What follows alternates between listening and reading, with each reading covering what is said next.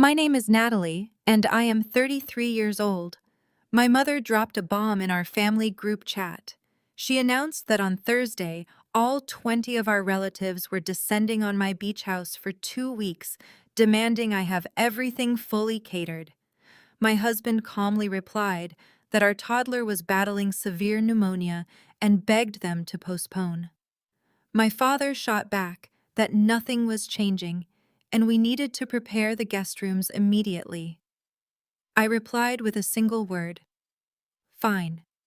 What they did not realize was that fine meant I was locking every single door. Before I continue this story, let me know where you are watching from in the comments below.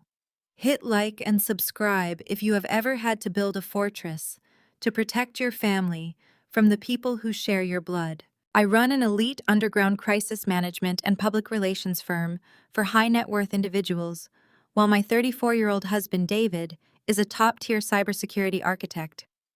We spend our lives solving complex, high-stakes disasters for billionaires, but absolutely nothing could prepare us for the absolute nightmare unfolding on our own front lawn. Inside the master bedroom of our Hamptons beach house, the air felt suffocatingly heavy. The only sound was the frantic, terrifying beeping of our 2-year-old daughter Lily's oxygen monitor. Her tiny chest hitched with every shallow, rattling breath. The digital numbers on the screen blinked a warning neon red. Her fever was holding stubbornly at 102 degrees. I grabbed a cool washcloth, my hands trembling as I gently wiped the beads of sweat from her pale forehead. I whispered soothing words, praying for the medication to kick in, praying for just a moment of peace so her little lungs could rest. That fragile peace was violently shattered. A chorus of car horns erupted from our private driveway, an aggressive, entitled blaring that cut right through the quiet hum of Lily's medical equipment. I jolted, nearly dropping the damp washcloth onto the hardwood floor. Lily whimpered, her tiny body tensing in her sleep, her eyes fluttering shut in absolute exhaustion. David rushed to the bedroom window, his jaw clenching so tight a muscle ticked rapidly in his cheek. He did not say a word. He just handed me his tablet, which was connected to our perimeter security cameras. 5 luxury sport utility vehicles were parked haphazardly across our manicured front lawn, their heavy tires sinking deep into the fresh grass. The doors flew open and a chaotic parade of 20 relatives spilled out, dragging designer luggage and shouting loudly over each other. They were laughing, pointing at the private beach access, and acting as if they had just arrived at an all-inclusive tropical resort. My parents had actually done it.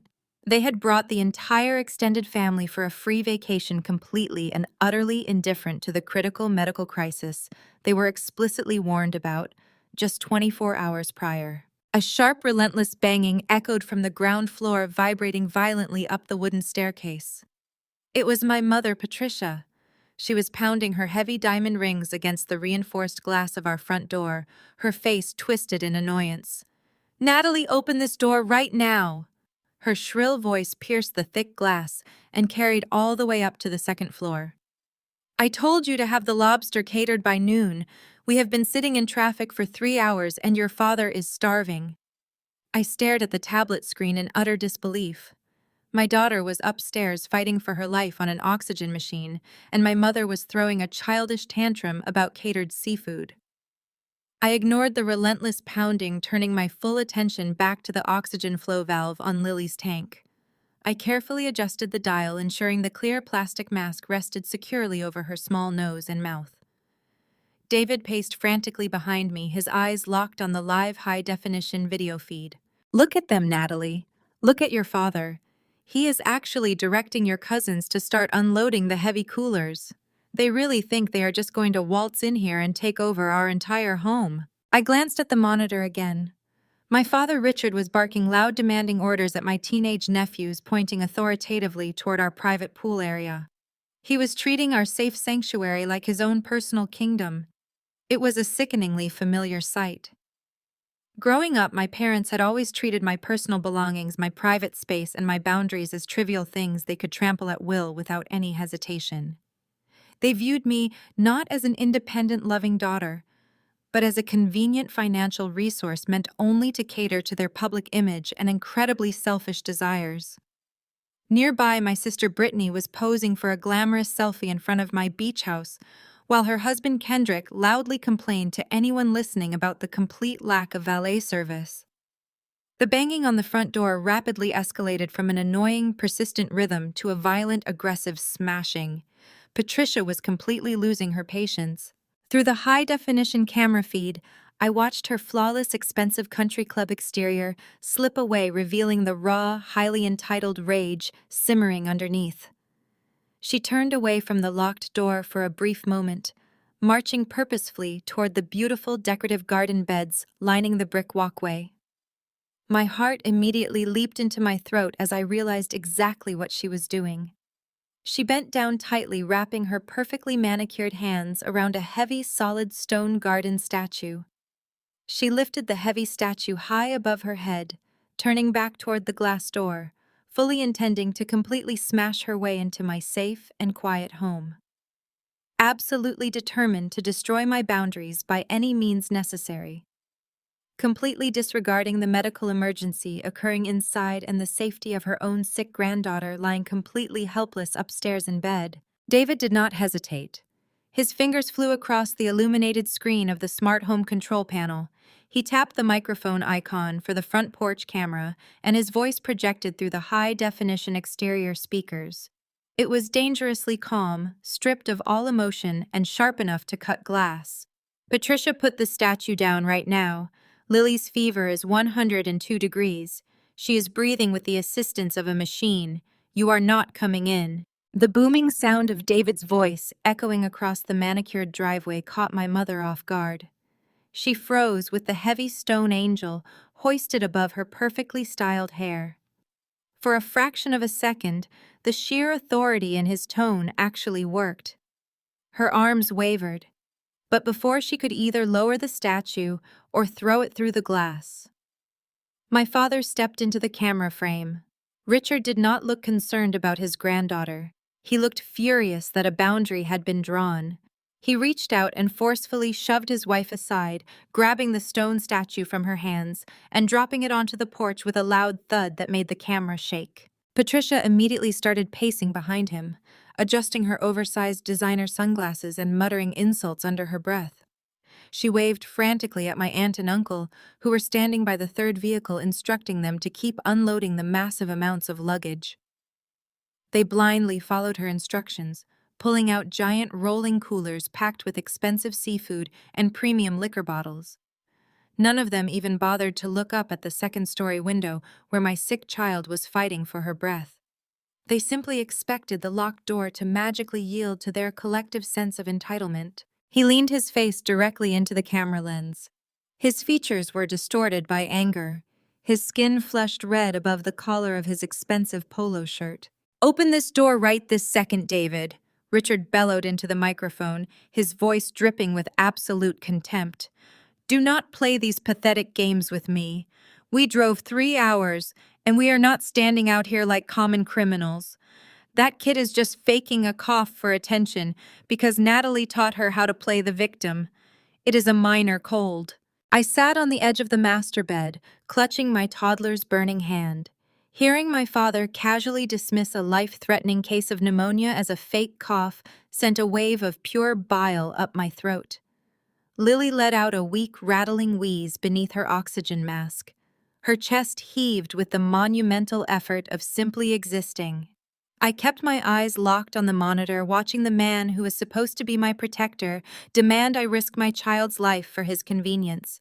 "I am not unlocking the door, Dad." I leaned forward and spoke clearly into the microphone beside David. "My daughter is severely immunocompromised right now. You brought 20 people here without asking. Half of those cousins just flew in from out of state. We told you yesterday that Lily was hospitalized and we needed isolation. You are carrying germs that could literally kill her. Go book a hotel."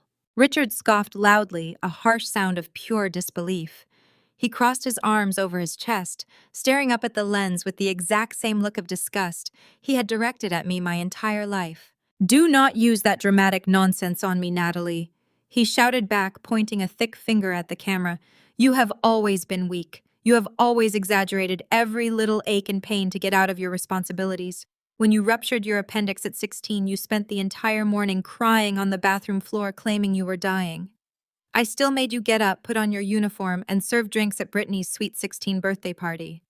You survived that just fine, did you not? You stood on your feet and served the catered appetizers until midnight before we finally took you to the emergency room. This is no different. Stop coddling that kid and open the door. The sheer audacity of his words hung in the air. He was actually weaponizing the darkest moment of my teenage years, using the memory of his own medical neglect as a justification to endanger my daughter. He wore that memory like a badge of honor, proof of his strict parenting rather than an admission of child abuse. He truly believed that my sole purpose in life was to cater to the golden child of the family, and that Lily's purpose was to be quiet and invisible. David gripped the edge of the console, his knuckles turning completely white, his jaw locked tightly. I placed my hand over his wrist, silently urging him to stay calm. We could not afford to lose our tempers. We needed to hold the perimeter. "We are done talking, Richard," David said into the microphone, his voice dropping an octave. "Get off my property." My father slammed his hand flat against the glass door, leaving a greasy handprint on the pristine surface. "Your property." He spat the words out like poison. "This is a family asset. I am the patriarch of this family, and I decide who stays here. Now unlock the deadbolt. Kendrick and his VIP investors need to use the pool immediately." Right on cue, Kendrick strutted directly into the camera frame. My brother-in-law wore a crisp, expensive linen suit. He bypassed the throng of confused relatives and shoved his way onto the porch. In his right hand, he casually swung a polished titanium golf club. He pointed the heavy metal shaft directly at the camera lens, laughing arrogantly. "Listen to your father, Natalie," he shouted, his ego expanding. "My VIP investors are out here sweating, and we need the pool. Open this door, or I swear I will smash these custom patio windows myself. Do not test me, Natalie." Kendrick swung the titanium golf club backward, testing his grip. His face was twisted in a mixture of extreme arrogance and entitled rage. Before he could take a swing, another voice sliced through the tension outside. It was Brittany, my golden child sister, holding her phone high in the air with the recording light flashing red. She had angled the camera to capture herself, looking perfectly distressed, with our locked front door in the background. She was speaking directly to her 500,000 online followers, spinning a narrative of total victimhood. She wiped a fake tear from her cheek and told her audience that I had lost my mind and was holding the family vacation hostage. Then she turned the camera toward our young nieces and nephews, who were running wild on the lawn. Brittany did not stop at playing the victim. Instead of stopping them, she actively encouraged the escalating chaos. She pointed at the large custom patio windows and told the children that Aunt Natalie was hiding their vacation inside. She told them to find some rocks from the landscaping and show Aunt Natalie how much they wanted to swim. The young kids aged 6 to 10 eagerly obeyed the golden child. They began scooping up the heavy, smooth river stones we had carefully placed around the hydrangeas. The first rock hit the living room window with a sharp, terrifying crack. The reinforced glass held but a spiderweb fracture bloomed across the surface. Another rock hit the siding, followed by the chilling sound of Kendrick cheering them on. They were literally weaponizing innocent children to completely destroy our property, while Lily lay struggling to breathe just a few feet away. David did not raise his voice. He did not issue another warning through the intercom. He simply turned away from the window and looked down at his customized tablet. As a top-tier cybersecurity architect, he had designed our home network to withstand highly coordinated physical and digital threats. He tapped a single red icon on the screen. A deep mechanical hum instantly reverberated through the floors and walls of the beach house. Outside, the chaotic screaming and the sound of rocks hitting the glass were suddenly drowned out by the grinding of heavy industrial motors. From the hidden recesses above every single window and door, thick military-grade aluminum hurricane shutters began to rapidly descend. The heavy metal panels slammed down with deafening finality, locking into the reinforced steel tracks anchored in the foundation. The living room went completely dark, as the sunlight was entirely blocked out. followed by the kitchen, the dining room, and finally the master bedroom. The house transitioned to backup generator power, and soft amber emergency lighting flickered on, illuminating the hallways. We were no longer standing inside a luxury Hamptons beach house. David had turned our home into an impenetrable black box fortress. The heavy aluminum completely sealed us off from the mob outside, protecting the sterile environment Lily desperately needed to survive. The noise from the front lawn was instantly muffled, reduced to distant and pathetic thumping against the thick metal armor. I switched my gaze to the security monitors, which now provided our only view of the outside world. Through the infrared camera feeds, I watched the sheer panic and fury wash over my relatives. Patricia rushed the front door just as the final shutter locked into place. She slammed her fists against the cold aluminum, her face contorted in absolute disbelief. The microphone picked up her muffled screams. "You ungrateful brat!" she shrieked at the top of her lungs, pointing a shaking finger at the camera lens. "You think you can lock us out? This house was bought with family money. My money. Your father and I paid for this estate so we could have a place to host our guests. You are nothing but a squatter in a house we own. I will have the police drag you out in handcuffs for squatting on family property. You are going to regret ever disrespecting us like this. We will ruin your pathetic little life and take everything away from you." Her words were sharp and full of the same toxic poison she had fed me my entire life. She was proudly claiming ownership of a property she had absolutely no legal right to, while simultaneously reducing me to a criminal intruder in my own home. For 33 years, Patricia had used financial manipulation to control every narrative. She truly believed that repeating a lie loud enough would magically make it the truth. She believed that because they had once held the mortgage 6 years ago, she could dictate who entered the home and who was thrown out on the street. She was completely unaware that I had secretly purchased the foreclosed debt, saving them from public ruin, while keeping the title exclusively in my name. I let her scream, watching her embarrass herself in front of the investors Kendrick had brought along. The pounding on the aluminum shutters eventually slowed as her hands began to bruise. Patricia stepped back, her chest heaving with exertion. She pulled her phone from her designer handbag and furiously dialed a number, shouting orders at whoever answered on the other end. She demanded immediate service and threatened to double their normal fee if they hurried.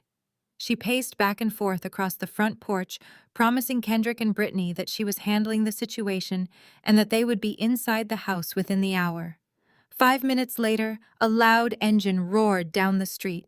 A rugged, heavily dented locksmith van aggressively turned into our driveway. The driver did not even bother to slow down or stop on the paved driveway. He clearly wanted to make an intimidating and highly dramatic entrance.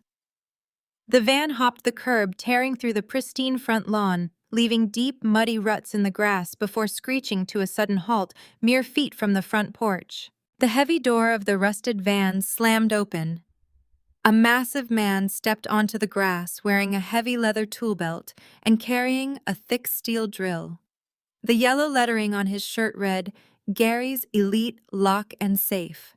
The angry relatives parted for him, stepping aside like he was a conquering hero, arriving to liberate their stolen vacation.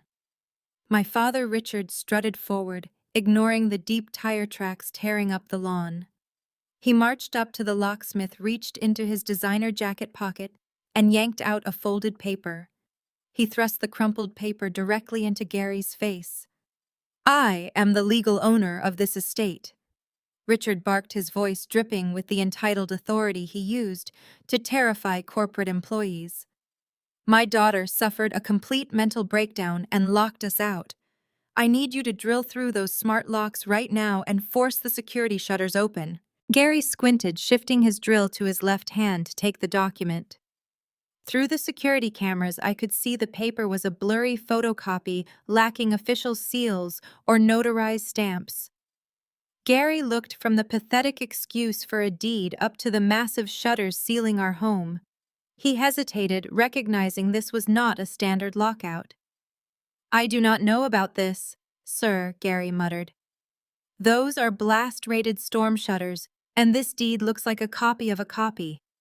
I am supposed to verify primary identification before destroying $50,000 worth of custom security hardware. Richard stepped into his personal space using his physical height to intimidate the man. Do not question me. I run a multinational real estate firm and pay more in taxes than you will make in 3 lifetimes. If you do not put that drill against that door in 5 seconds, I will personally ensure your lock business loses its commercial license by tomorrow morning. It was the classic Richard maneuver to bully, humiliate, and threaten financial ruin until the target submitted. Gary swallowed hard, nodding slowly, intimidated by the threat to his livelihood. He raised the heavy drill and took a step toward our reinforced front entryway. Inside the dark master bedroom upstairs, David did not blink. He did not ask for permission and showed no fear. He simply toggled a switch on his control panel, routing his microphone directly through our outdoor entertainment system. We had originally installed the speakers for hosting summer poolside barbecues, but now David was using them as a weapon. Before the drill bit could touch the lock, a deafening, ear-splitting siren ripped through the salty ocean air. The sheer volume of the alarm forced every person on the front lawn to cover their ears. Some of the younger nieces and nephews dropped to their knees in shock. Gary staggered backward, dropping his drill onto the brick walkway. The siren blared for 10 agonizing seconds, disorienting the angry mob, before abruptly cutting off, replaced by David's chillingly calm voice echoing across the property. Gary Thomas Henderson. David's voice boomed from the hidden speakers, sounding like an omnipotent force. You are driving a commercial vehicle with New York license plate, Echo Delta 749er. Your business tax identification number is actively registered in Suffolk County. You are currently standing on private property without the legal consent of the verified owners. Gary froze his eyes, darting around the yard searching for the source. Richard grabbed his arm, yelling for him to pick up the drill, but David continued speaking, cutting through the absolute chaos. The document you were just handed is a fraudulent photocopy of a voided mortgage agreement. David broadcasted, his voice devoid of hesitation. If your drill touches my door, you will be instantly engaging in breaking and entering.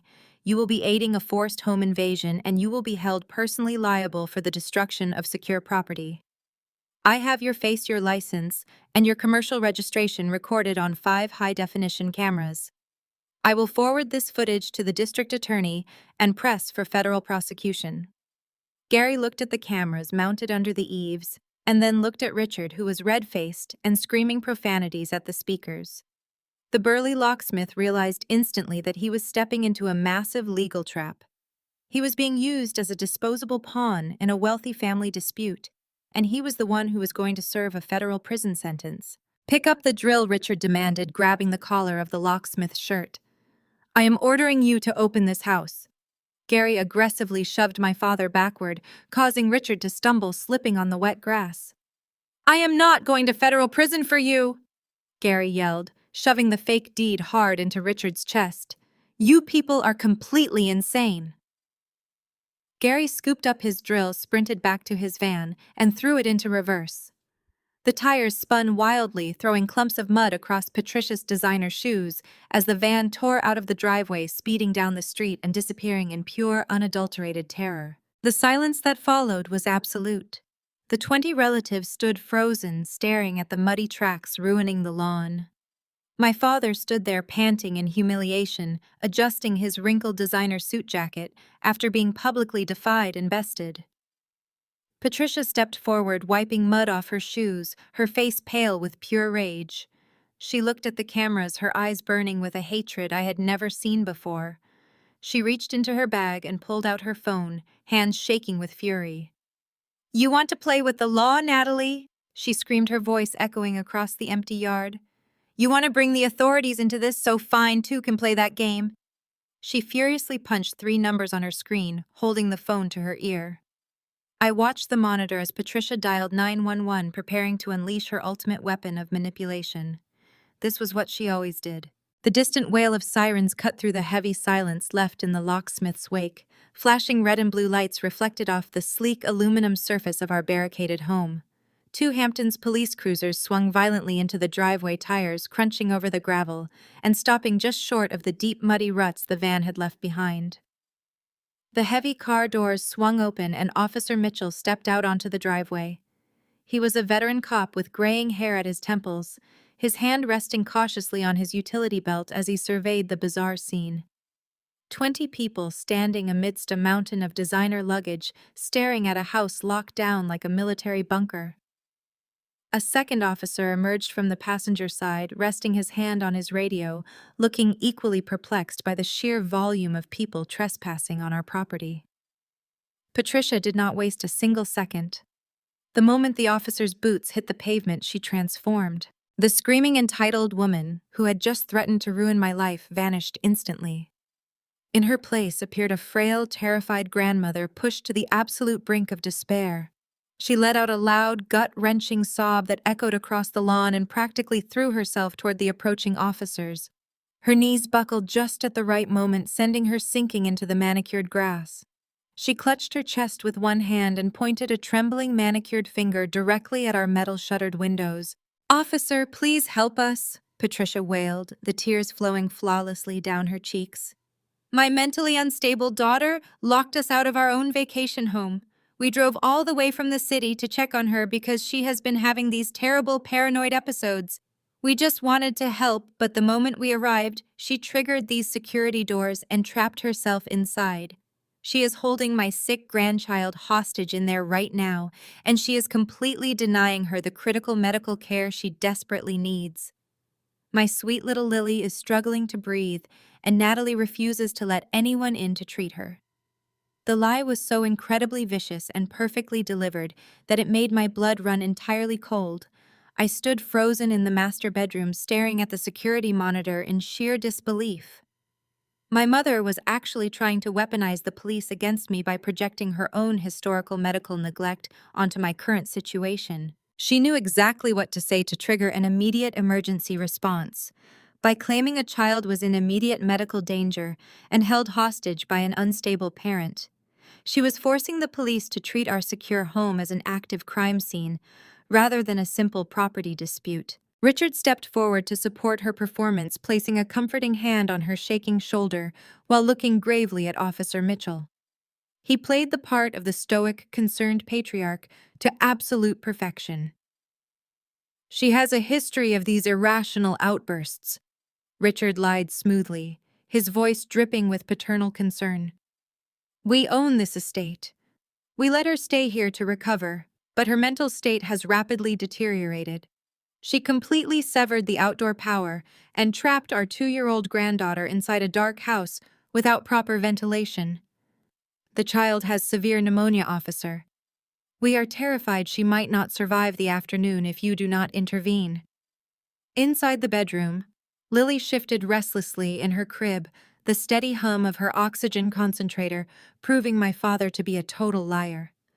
But the police outside could not see the medical equipment, the carefully administered antibiotics, or the controlled environment David and I had created to save our daughter. They only saw a fortress and a weeping grandmother. Brittany joined the chorus, stepping right up to the officers with her phone still recording her expression, a mask of manufactured horror. She pointed at the spiderweb crack in the living room window, claiming Natalie had thrown something heavy from the inside before the shutters slammed down conveniently, omitting the fact that she had instructed her nieces and nephews to hurl river stones at the glass just minutes prior. David did not say a word. He stood beside me, his eyes narrowing as he analyzed the rapidly escalating situation on the glowing monitors. The legal implications of Patricia's lies were immense.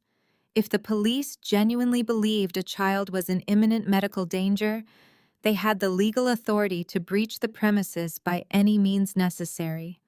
They would tear the shutters off the tracks, shatter the glass, and storm the house, exposing Lily to the exact pathogens we had isolated her from. He knew that reasoning with a tactical team in the middle of a perceived hostage crisis would be utterly impossible. The moment the heavily armed officers breached the perimeter, they would arrest us both and hand our sick baby straight over to the very people trying to destroy our lives. The situation was teetering completely out of control very quickly right about now. Officer Mitchell looked from the weeping Patricia to the grimly nodding Richard, and finally to the massive aluminum barricades encasing the property. He unclipped the radio from his shoulder, issuing a rapid request for emergency medical services and a tactical breaching unit. He bought the entire performance without a single ounce of hesitation. He marched purposefully across the lawn, his heavy boots trampling the remaining flowers along the brick pathway. He stepped onto the front porch, bypassing the heavy stone statue my mother had dropped earlier. Officer Mitchell drew his heavy tactical baton from his belt. He raised his arm and struck the thick steel shutter covering the front door with terrifying force. The loud metallic bang reverberated through the entire house, violently startling Lily awake. "Natalie Wilson, this is the police!" Officer Mitchell shouted, his voice booming through the aluminum barrier. "Surrender the child immediately so we can administer medical aid, or we will breach these walls and take you into custody." The heavy car doors swung open, and Officer Mitchell stepped out onto the driveway. He was a veteran cop with graying hair at his temples, his hand resting cautiously on his utility belt as he surveyed the bizarre scene. He saw 20 people standing amidst a mountain of designer luggage, staring at a house locked down like a military bunker. A second officer emerged from the passenger side, resting his hand on his radio, looking equally perplexed by the sheer volume of people trespassing on our property. Patricia did not waste a single second adjusting her posture for maximum effect. The moment the officer's boots hit the pavement, Patricia completely transformed. The screaming, entitled woman who had just threatened to ruin my life vanished instantly. In her place appeared a frail, terrified grandmother pushed to the absolute brink of despair. She let out a loud, gut-wrenching sob that echoed across the lawn and practically threw herself toward the approaching officers. Her knees buckled just at the right moment, sending her sinking into the manicured grass. She clutched her chest with one hand and pointed a trembling, manicured finger directly at our metal-shuttered windows, perfectly on cue for them. "Officer, please help us," Patricia wailed, the tears flowing flawlessly down her cheeks. My mentally unstable daughter locked us out of our own vacation home. We drove all the way from the city to check on her because she has been having these terrible paranoid episodes. We just wanted to help, but the moment we arrived, she triggered these security doors and trapped herself inside. She is holding my sick grandchild hostage in there right now, and she is completely denying her the critical medical care she desperately needs. My sweet little Lily is struggling to breathe inside there today. The lie was so incredibly vicious and perfectly delivered that it made my blood run entirely cold. I stood frozen in the master bedroom, staring at the security monitor in sheer disbelief. My mother was actually trying to weaponize the police against me by projecting her own historical medical neglect onto my current situation. She knew exactly what to say to trigger an immediate emergency response. By claiming a child was in immediate medical danger and held hostage by an unstable parent, she was forcing the police to treat our secure home as an active crime scene right now, today. Richard stepped forward to support her performance, placing a comforting hand on her shaking shoulder while looking gravely at Officer Mitchell. He played the part of the stoic, concerned patriarch to absolute perfection. "She has a history of these irrational outbursts," Richard lied smoothly, his voice dripping with paternal concern. "We own this estate. We let her stay here to recover, but her mental state has rapidly deteriorated. She completely severed the outdoor power and trapped our 2-year-old granddaughter inside a dark house without proper ventilation. The child has severe pneumonia, officer, and needs a doctor right now. We are terrified she might not survive the afternoon if you do not intervene."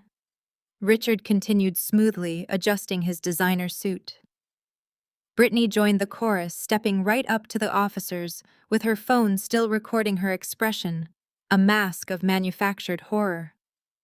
She pointed at the spiderweb crack in the living room window, claiming I had thrown something heavy from the inside before the shutters slammed down.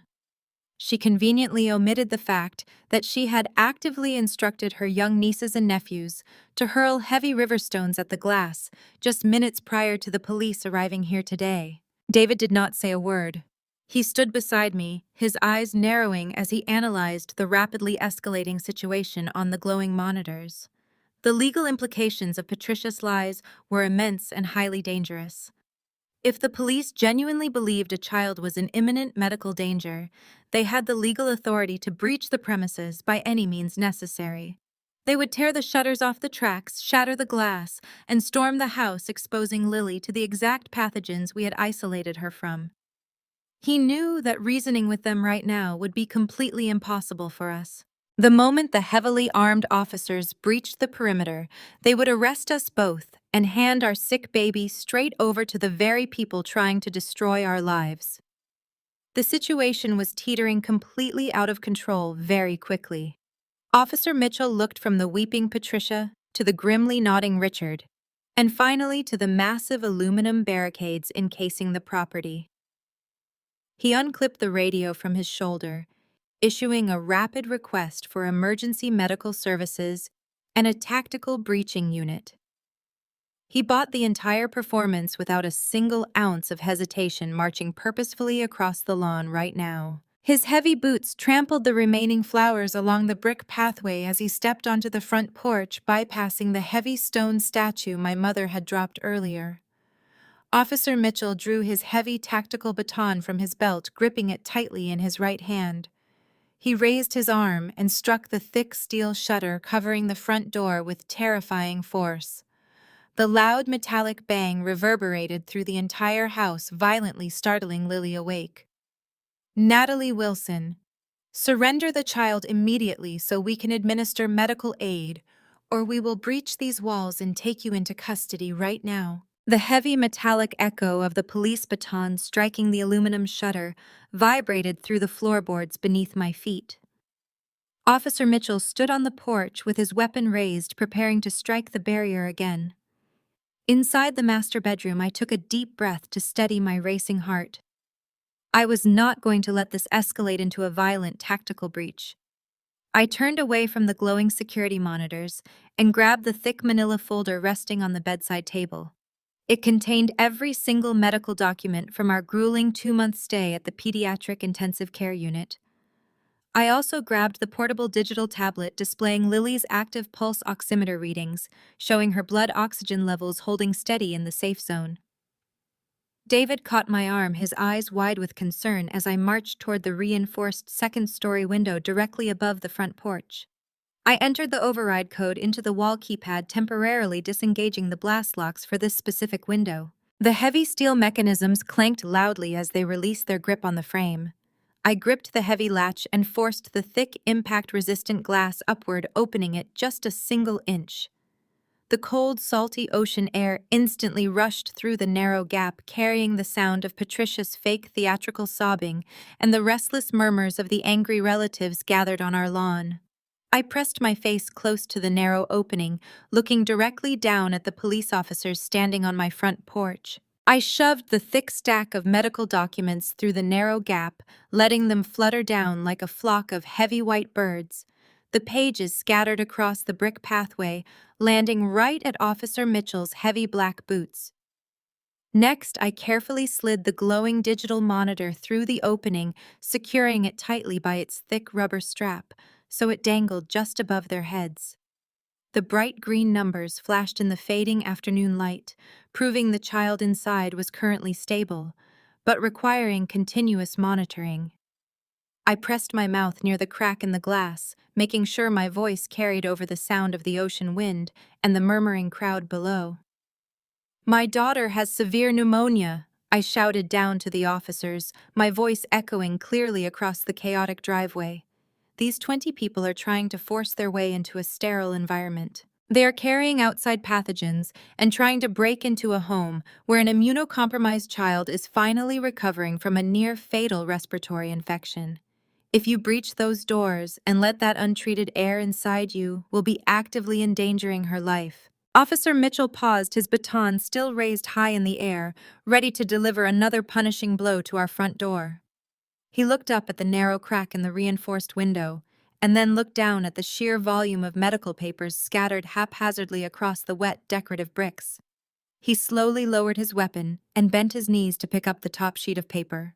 It was a formal discharge summary from Mount Sinai Pediatric Hospital, complete with official hospital letterhead, chief physician's signatures, and strict, uncompromising instructions for strict at-home quarantine protocols. Beside him, the second police officer reached up and carefully caught the dangling monitor studying the real-time oxygen saturation and heart rate graphs illuminating the small screen.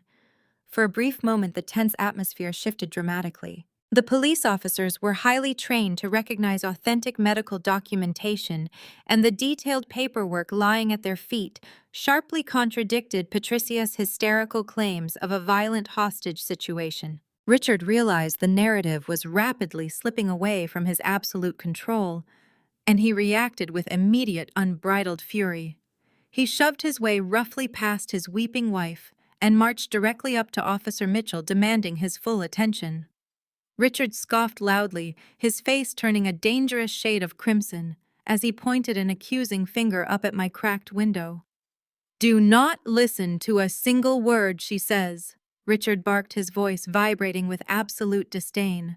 "She is completely lying to you, officer. She is just a failed event planner, trying to steal a multi-million-dollar estate from her own family." He reached into his designer jacket pocket and aggressively shoved the folded photocopy of the voided deed directly into Officer Mitchell's chest. "My real estate firm owns this property," Richard roared, projecting his voice so every relative on the lawn could hear his declaration of ultimate power. "We are the rightful legal owners, and she is a delusional trespasser using a sick child as a human shield to avoid being lawfully evicted." Officer Mitchell stood caught entirely between two wildly conflicting realities. In his left hand, he held an authentic hospital document detailing a severe pediatric respiratory infection requiring strict environmental isolation. In his right hand, he held a blurry, unnotarized photocopy of a property deed shoved at him by an enraged billionaire demanding immediate violent action. He looked from the highly detailed medical charts to the screaming patriarch and then back to the imposing aluminum fortress towering ominously over them. The situation had mutated from a simple medical welfare check into a massive legal nightmare involving high-stakes real estate wealthy combatants and a potentially critically ill child locked inside a blast-proof vault. The veteran cop frowned deeply, his brow furrowing as he processed the sheer complexity of the bizarre standoff. He realized that a simple two-man patrol unit was completely unequipped to handle a barricaded suspect scenario involving pediatric intensive care protocols and disputed property laws. He took a slow, cautious step back from the edge of the brick porch, putting some much-needed physical distance between himself and my furious, screaming father. Officer Mitchell unclipped the heavy black radio microphone attached to his shoulder epaulette and pressed the transmission button. "Send backup," he ordered, his voice tight with professional urgency. "We have a property dispute and potential child endangerment. Prepare for forced entry." The radio crackled with a sharp burst of static as the dispatcher acknowledged Officer Mitchell's request for tactical backup. The atmosphere on the front lawn shifted from chaotic panic to a much more dangerous and simmering kind of tension. The 20 angry guests, who were essentially wealthy tech investors and elite socialites, began murmuring anxiously among themselves right now. They were no longer just annoyed vacationers waiting for entry. They were angry billionaires realizing their luxurious weekend was rapidly dissolving into a highly publicized and incredibly messy police standoff. Kendrick violently shoved his way through the cluster of designer luggage and stepped directly into the center of the driveway. He wore a crisp $5,000 bespoke Italian suit that looked entirely out of place on a muddy lawn. He completely ignored the yellow police tape Officer Mitchell's partner was attempting to string across the perimeter of the driveway. Kendrick marched right past the two bewildered and frustrated officers. His expensive leather dress shoes clicked loudly against the brick. He did not care about the medical documents fluttering nearby. He did not care that the police had requested backup. Kendrick only cared about his own immediate financial inconvenience today. He tilted his head back and yelled directly up at the narrow 1-inch gap in my reinforced bedroom window. "Listen carefully, Natalie. He shouted, his voice dripping with absolute contempt and the kind of toxic arrogance money usually buys. My tech startup, Apex Solutions, goes public with an IPO in exactly 5 days, and nothing will ruin this launch. Do you have any idea what that actually means today? It means my VIP investors, the people currently sweating profusely on your muddy lawn, are about to make me a billionaire, and you are ruining our critical final strategy weekend. Open that door right now, or my legal team will obliterate your pathetic little PR gig by tomorrow morning permanently. You do not play in my league and never will. Kendrick paced back and forth across the front porch steps. He treated the armed police officers like minor annoyance guards. He projected his voice so every single investor could hear his brutal and highly calculated assessment of my overall worth. You have always been the family servant, Kendrick sneered loudly. He was intentionally reinforcing the ultimate dynamic that had governed my entire existence and dictated every single family interaction ever. Wealth dictates authority in this family, and you have none. We make the money, and you serve the absolute elites. You were only invited on this trip to manage catering. We expected you to serve drinks and change the bedsheets. You are a poor disposable event planner who could not even afford a proper wedding without begging for a handout. Mom and Dad brought you along to be the hired help because you are practically bankrupt and owe us everything. You exist solely to cater to our needs and whims. Now stop throwing a childish temper tantrum and open up. Unlock the damn security shutters and apologize to my investors. Do it before I ruin what little is left of your miserable, irrelevant life and bury you in legal fees. Up in the master bedroom, the heavy blast shutters blocked most of the ambient light, casting the room in shadow. The cool blue glow of my security monitors illuminated everything. I watched Kendrick pacing on the porch through the cameras. My heart had been hammering against my ribs moments ago. But Kendrick's predictable arrogance had a remarkably grounding effect now. Instead of crying or feeling the familiar crush of humiliation, my public relations CEO brain kicked into high gear instantly. I had spent years building a highly specialized crisis firm. I did not plan parties or arrange flowers for weddings. I managed the reputations of people far more powerful globally. I turned away from the cracked window and sat down. I positioned myself at the heavy oak desk right now. I had set up my mobile command center right there. My fingers danced across the illuminated keyboard with practiced precision. I initiated a rapid facial recognition sweep using the cameras. I targeted the live security footage of the wealthy crowd. Within seconds, my proprietary software began identifying every single VIP. I cataloged every investor Kendrick had brought along today perfectly. I ran a deep digital footprint trace on each individual. The system pulled up their offshore accounts and hidden affiliations. It compiled their private communications and buried corporate scandal histories. Meanwhile, the live stream Brittany had initiated was still broadcasting. She was pushing her narrative to 500,000 followers. The chat window on my secondary monitor was a blur. It displayed a constant stream of rapid-fire text updates. Thousands of comments flooded in every single second without stopping. They were filled with vicious threats directed straight at me. The digital mob demanded I release the child immediately today. They begged the police to kick the door down violently. Brittany weaponized her tears to keep her massive audience engaged. My sister lost her mind, she sobbed to her followers. She is holding my sick niece for ransom right now. She is trying to extort my parents for more money. I completely ignored the digital mob and their unhinged threats. My eyes were locked onto Kendrick through the camera feed. He was stepping up aggressively toward the yellow police line. I leaned back in my ergonomic chair and exhaled slowly. A slow, cold smirk spread across my face right then. I opened a hidden encrypted drive on my computer. I typed in the complex passcode to bypass 2 firewalls. The screen loaded a directory filled with highly classified documents. I moved my mouse and clicked on a massive file. It was a master folder that was very clearly labeled. The bold letters spelled out the words, Project Apex perfectly. Kendrick had absolutely no idea what was about to happen. His entire tech empire was resting in the palm of my hand. My finger hovered over the enter key, ready to execute the command that would legally obliterate Kendrick's impending initial public offering. The encrypted files of Project Apex contained every single illicit wire transfer and fraudulent user metric his tech startup had buried over the last 3 years. Releasing those documents to the Securities and Exchange Commission would instantly trigger federal audits and freeze his assets permanently.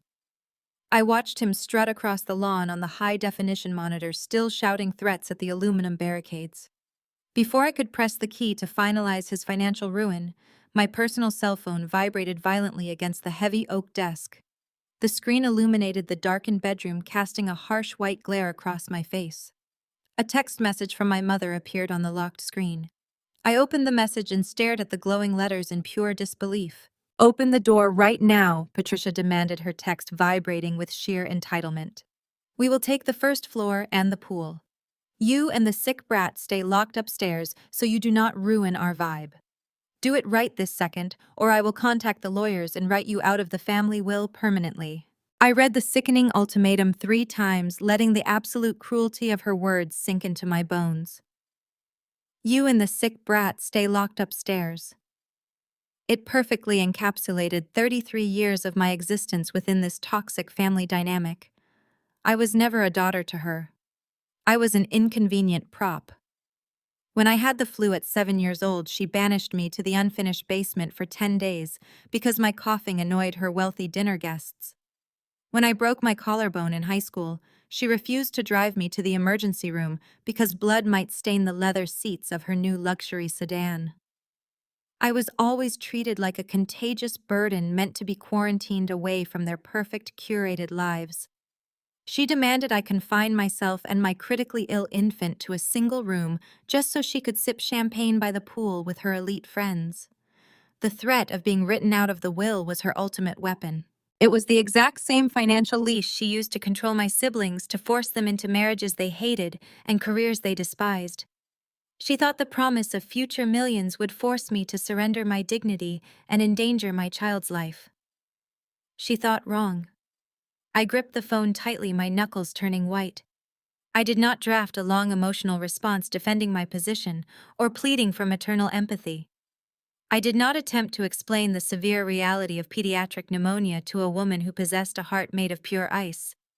I simply tapped the screen and typed back a single word: "No." I hit send and tossed the phone face down onto the desk. The sheer finality of that single syllable severed the last remaining thread connecting me to her toxic empire. I felt a massive weight lift from my shoulders instantly. There would be no more groveling for her approval or attending miserable holiday dinners to maintain a fake image. I was finally free. Outside, the police officers were still waiting for their tactical backup to arrive. Officer Mitchell had stepped away from the front porch, holding the hospital documents and speaking urgently into his shoulder radio. Kendrick had stopped pacing and was aggressively typing on his phone, completely oblivious to the digital bomb I was about to drop on his fraudulent company. The mob of angry relatives milled around the muddy lawn, complaining loudly about the humidity and the lack of proper catering. I turned my attention back to the glowing computer monitors. It was time to initiate the final phase of my strategy. I reached for the mouse, preparing to send the Project Apex files to the federal authorities. The room was deathly quiet, except for the low, rhythmic hum of the servers and the steady, reassuring whoosh of Lily's pediatric oxygen concentrator. David stood near the doorway, keeping a watchful eye on the hallway security cameras in case any of the relatives attempted to bypass the perimeter fencing. We had the situation entirely under control. We had successfully defended our fortress and exposed their lies to the authorities. The worst of the confrontation seemed to be over. We were finally winning this battle against my incredibly toxic relatives and their relentless entitlement. I felt a deep, profound sense of absolute peace wash over my tired mind. I was ready to end this nightmare permanently. Suddenly, a harsh, blaring alarm erupted inside the master bedroom. The piercing electronic screech shattered the quiet calm of our secure sanctuary. I spun around in my desk chair, my heart slamming violently against my ribs. Across the dark room, Lily's medical-grade oxygen machine was flashing a bright warning red. The continuous rhythmic whoosh of the vital machine had abruptly stopped, replaced by a terrifying mechanical sputtering sound. I sprinted across the hardwood floor, knocking the heavy desk chair backward. I dropped to my knees beside the wooden crib, my hands shaking uncontrollably, as I grabbed the small digital monitor strapped to Lily's tiny foot. The bright green numbers on the screen were rapidly dropping. Her blood oxygen saturation levels plummeted from a stable 98 down to 90, then 88, then 86. She let out a weak, rattling cough, her tiny chest heaving as she struggled desperately to pull air into her compromised lungs. The machine shrieked louder, demanding immediate attention. Her SpO2 dropped to 84%. Her lips were turning a terrifying shade of blue. "David!" I screamed, my voice tearing through the room in absolute terror. "David, get in here right now!" He burst through the bedroom door, instantly dropping his radio. We had to get to the nearest hospital immediately right now today, and we had no time to waste at all. David quickly snatched his smartphone from his pants pocket. His fingers moved frantically, dialing emergency services, as I scooped Lily from the crib. Her body felt entirely too limp in my arms. Her chest shuddered with sharp gasps as she fought to draw oxygen into her failing lungs. The pale blue tint spreading across her lips sent a surge of adrenaline straight through my veins. I wrapped her tightly in a sterile blanket, pressing her face against my collarbone. David threw his phone onto speaker mode, gripping my shoulder as we sprinted down the hallway. The dispatcher answered immediately, her voice echoing in the empty space. David shouted our address and explained the critical respiratory failure demanding a pediatric emergency unit. The dispatcher confirmed an ambulance was already turning onto our street. The piercing wail of the emergency siren sliced the coastal air, growing much louder with each passing second. The flashing lights painted the cracks in our reinforced window shutters, illuminating the dark staircase as we rushed down to the foyer. I clutched Lily tightly, praying for her chest to keep moving. We reached the front entrance, just as the heavy ambulance roared into our driveway, parking haphazardly across the manicured grass. 2 more police cruisers pulled up right behind the paramedics, responding to Officer Mitchell's request for tactical backup. The flashing lights cast chaotic shadows over the front lawn, revealing the mob of 20 wealthy relatives still clustered near the porch. I simply did not have time to think about the enormous risk of exposing our home. I slammed my palm against the master control panel next to the front door. I punched in the override sequence to disengage the lockdown protocols. A loud mechanical buzzer sounded. The heavy internal deadbolts snapped back into their housings. The thick metal barricades and aluminum shutters groaned loudly as they began to slowly rise. The mechanisms whined, revealing the chaotic scene outside. I shoved the heavy oak double doors wide open before the security shutters had even fully retracted. I sprinted out onto the porch, carrying my dying daughter. David charged out right behind me, waving his arms frantically at the paramedics jumping out of the ambulance. Lily let out a weak, rattling wheeze, her head rolling back against my shoulder. The blue color around her mouth was deepening into a terrifying shade of violet. "Over here!" David roared, pointing at us as the 2 paramedics rushed toward the porch, carrying heavy trauma bags and portable oxygen equipment. Officer Mitchell and his partner moved quickly, trying to create a safe corridor for the medical team to reach us. The flashing lights blinded me, but I kept my eyes locked on the paramedics rushing up the pathway. I expected the crowd of family members to step back. I expected basic human decency to take over. I expected them to see a mother holding a suffocating infant and immediately clear the way for the medical professionals. Instead, the exact opposite happened. Patricia stood at the base of the steps, staring directly at Lily's blue lips and limp body. My mother did not gasp in horror.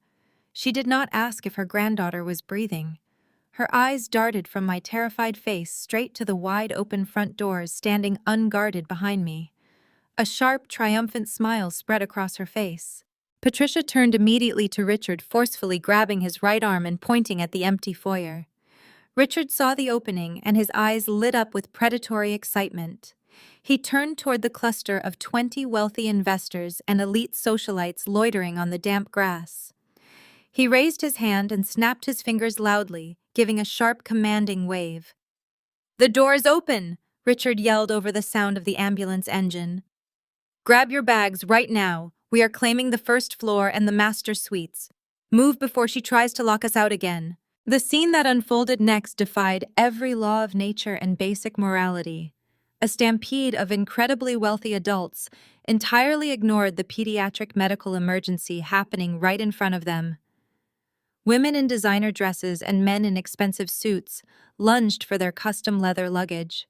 They dragged their heavy rolling suitcases through the mud, completely trampling the flower beds as they rushed the front porch. The paramedics were sprinting up the stairs trying to reach Lily, but my family actively blocked their path. "Excuse me," a paramedic shouted, trying to push past my uncle, who was dragging a massive trunk up the brick steps. "We have a critical pediatric patient right here. Move out of the way now." My uncle completely ignored the medical worker.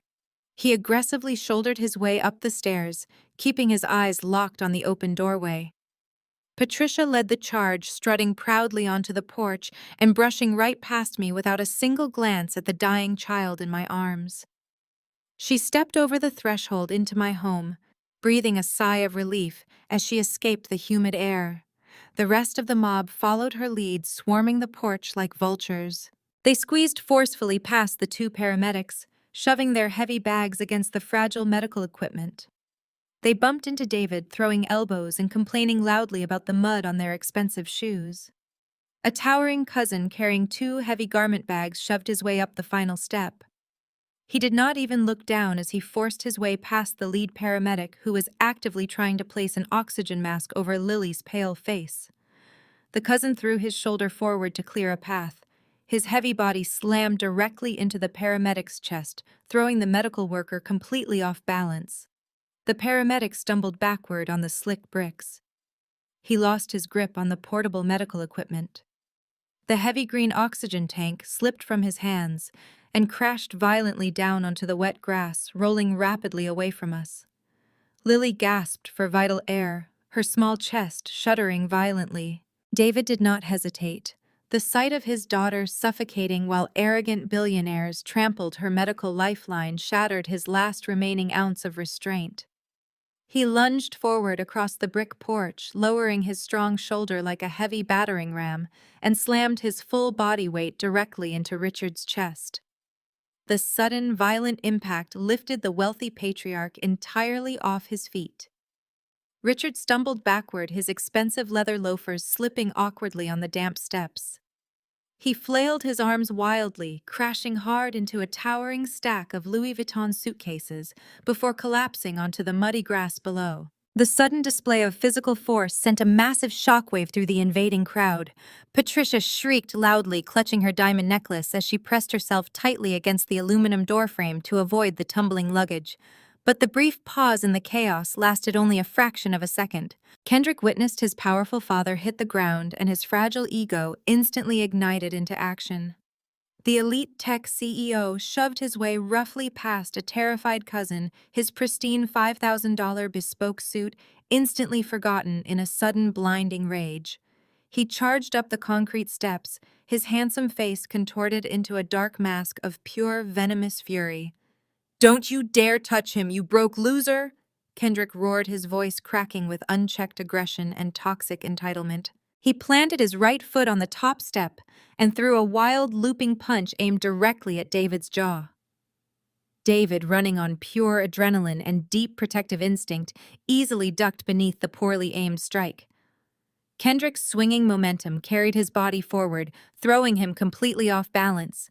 He collided heavily with David's shoulder, and the two men crashed backward into the remaining pile of luxury designer luggage.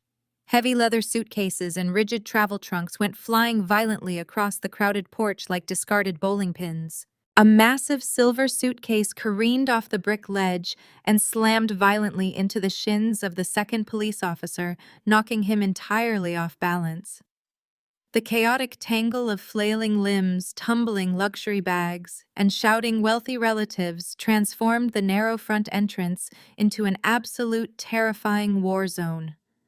The lead paramedic was trapped directly in the center of the mayhem, desperately trying to shield Lily's frail, sick body from the violent crossfire while crawling on his scraped knees to quickly retrieve the runaway oxygen tank from the garden. "Back up!" Officer Mitchell bellowed loudly. His voice boomed with absolute terrifying authority, echoing sharply off the towering aluminum shutters above our heads. The veteran cop had finally seen enough of this elite madness. He unholstered his bright yellow taser in one fluid, rapid motion, the built-in laser sight activating instantly in the fading light. He pointed the weapon straight at Kendrick's chest, the tiny glowing red dot resting directly over the tech CEO's pounding heart. "I said back the hell up right now! Everyone freeze or you are going down!" Officer Mitchell screamed, his index finger resting heavily on the sensitive trigger mechanism. The sharp, authoritative command finally sliced through the surrounding madness. The sheer, terrifying reality of an armed police officer, actively preparing to deploy a high-voltage weapon, brought the physical violence to an immediate, jarring halt.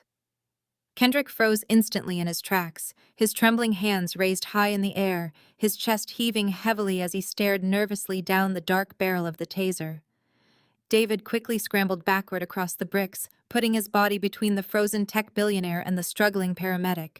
The front lawn went completely silent, save for the mechanical hum of the idling ambulance engine and Lily's terrifying, rattling wet gasps. The lead paramedic finally snatched the heavy green cylinder from the thick mud, twisting the metal valve open rapidly and pressing the clear plastic mask tightly over my daughter's face.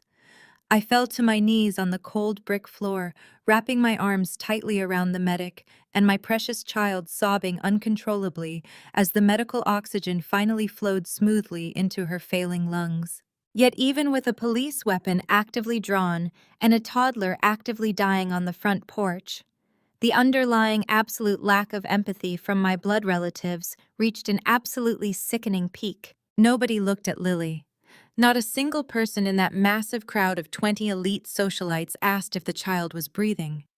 They were completely unfazed by the terrifying pediatric medical emergency unfolding mere inches away from their expensive imported shoes.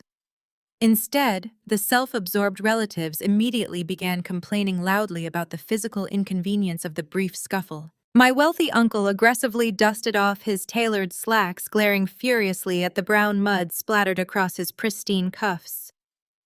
"This is completely unacceptable," he muttered bitterly to his wife, visibly annoyed by the unexpected delay. "We have been traveling all morning and now our expensive luggage is getting ruined in the dirt." Patricia stepped away from the doorframe, her face set in a cold, furious scowl. She completely ignored the dedicated paramedic working frantically to stabilize her own sick granddaughter. She looked directly at Officer Mitchell, her tone dripping with toxic, unforgiving entitlement. "Officer, you need to arrest that dangerous man immediately," Patricia demanded, pointing a perfectly manicured finger straight at David. "He just viciously assaulted my husband without any provocation whatsoever. We are the legal owners of this estate, and we demand that you remove these violent trespassers so we can finally get inside and unpack our things." Richard slowly picked himself up from the wet grass, brushing dirt off his ruined designer jacket. He sneered at David, unbothered by the fact that his reckless actions had endangered a pediatric patient's life. The bright green numbers on the portable pulse oximeter flickered erratically before slowly beginning their upward climb. 86, 89, 92. The terrifying violet hue surrounding Lily's mouth gradually faded into a pale, sickly gray, and then agonizingly slowly, a faint hint of natural pink returned to her lips. She let out a weak, rattling cry that sounded like music to my terrified ears. The second paramedic moved with practiced efficiency, unfolding the collapsible pediatric stretcher and locking the wheels into place right in the middle of our grand foyer.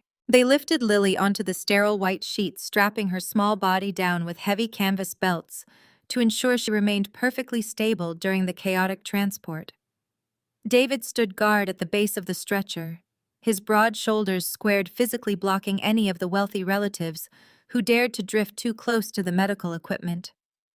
Officer Mitchell kept his yellow taser drawn, sweeping his stern gaze across the entitled mob of billionaires and socialites who had just violently invaded our home. The intense tactical presence finally forced the crowd of unwanted guests to step back, but their compliance was born out of profound annoyance rather than basic human decency. They grumbled bitterly about the flashing lights and the muddy footprints ruining the expensive imported rugs in the entryway. Not a single person in that massive cluster of family members bothered to look down at the critically ill toddler fighting for her life on the stretcher. The paramedics barked sharp commands to each other, hoisting the heavy stretcher and pivoting toward the wide-open front doors. I grabbed my purse and the thick manila folder of medical documents, preparing to sprint out to the waiting ambulance. Just as the medical team began to roll the stretcher across the threshold, my sister Brittany sauntered up the front steps. She held a massive designer sun hat over her head to block the fading afternoon light, completely ignoring the flashing red and blue strobes illuminating the driveway. She wore a pristine white silk sundress and carried a tiny leather handbag that cost more than a reliable used car. Brittany did not pause when she saw the paramedics struggling to maneuver the heavy medical cot down the brick stairs. She did not express a single ounce of shock or maternal concern for her dying niece. Instead, she adjusted her oversized sunglasses and casually stepped right over a discarded red trauma bag lying haphazardly on the porch. She paused directly in my path, forcing me to abruptly halt my frantic sprint to the ambulance. Brittany let out a loud, exaggerated huff of absolute exasperation. She looked directly at me, her perfectly contoured face twisted into a mask of severe inconvenience. "Finally, the door is open," Brittany complained, her sharp voice cutting clearly through the wail of the idling sirens. "Go to the hospital already so we can unpack our things in peace." My skin is literally ruined from standing out in the sun for an hour. I stopped dead in my tracks. My expensive leather boots froze against the muddy brick patio. The chaotic noise of the police radios, the shouting paramedics, and the murmuring crowd of wealthy investors instantly faded into a dull, distant ringing in my ears. I stared directly into Brittany's perfectly vacant blue eyes, and in that exact fraction of a second, an extraordinary internal shift occurred. For 33 years, I had bent over backward trying to earn a single scrap of genuine affection from these people. I had accepted their constant verbal abuse, endured their public humiliation, and swallowed my own pride just to maintain the toxic illusion of family harmony. I had catered their ridiculous luxury parties, managed their catastrophic public relations disasters, and silently absorbed the painful reality that I was nothing more than the disposable family servant. I had spent my entire life yearning for a mother who actually cared, a father who actually respected my independence, and siblings who viewed me as an equal human being. All of that desperate, pathetic yearning evaporated instantly. It vanished like a single drop of water hitting a scorching desert highway. The heavy, suffocating blanket of lifelong submission lifted from my shoulders, leaving behind an incredibly clear, razor-sharp sense of absolute emotional detachment. The hot, frantic tears that had been threatening to spill over my eyelashes completely dried up. My chest stopped heaving, my breathing slowed into a steady, calculated rhythm. The frightened, desperate daughter who had begged these people for basic mercy died right there on the front porch. I felt my facial muscles relax into a mask of pure, unadulterated ice. I looked at Brittany, then at Patricia directing the luggage carriers in the foyer, and finally at Kendrick smoothing his ruined suit jacket. They were not my family. They were simply targets. I turned away from Brittany without saying a single word. I watched the paramedics securely load Lily into the back of the brightly lit ambulance, the heavy doors slamming shut with a reassuring metallic thud.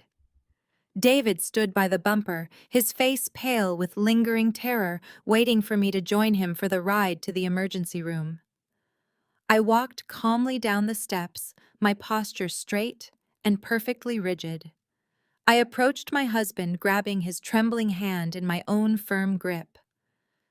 I did not cry. I leaned in close to his ear, ensuring my voice was completely masked by the roaring diesel engine of the ambulance. "Initiate Protocol 0." I whispered directly into his left ear, my voice completely devoid of any trace of human emotion. "Call Attorney Keller. End them all." David gave a single sharp nod. He stepped away from the heavy ambulance doors and immediately raised his cell phone to his ear, his eyes locked on my face. The medical team secured the latches, and the driver shifted the vehicle into gear. I did not climb inside the transport bay just yet. Lily was finally stabilized and safe in the capable hands of the paramedics. I needed to finish the war that my family had just brought to my front steps. I turned my back to the flashing red lights and faced the porch. Officer Mitchell was still holding his bright yellow taser directly at Kendrick's chest. The veteran cop barked another fierce command, demanding that the entire crowd of wealthy intruders step back and line up against the brick retaining wall. Kendrick slowly lowered his arms, his face flushed with extreme humiliation, but he obeyed the firm directive. The rest of the elite socialites grumbled and adjusted their designer jackets, shuffling awkwardly away from the front doors. They muttered angry complaints about the damp grass ruining their expensive Italian leather shoes. Richard aggressively pushed his way to the front of the agitated crowd.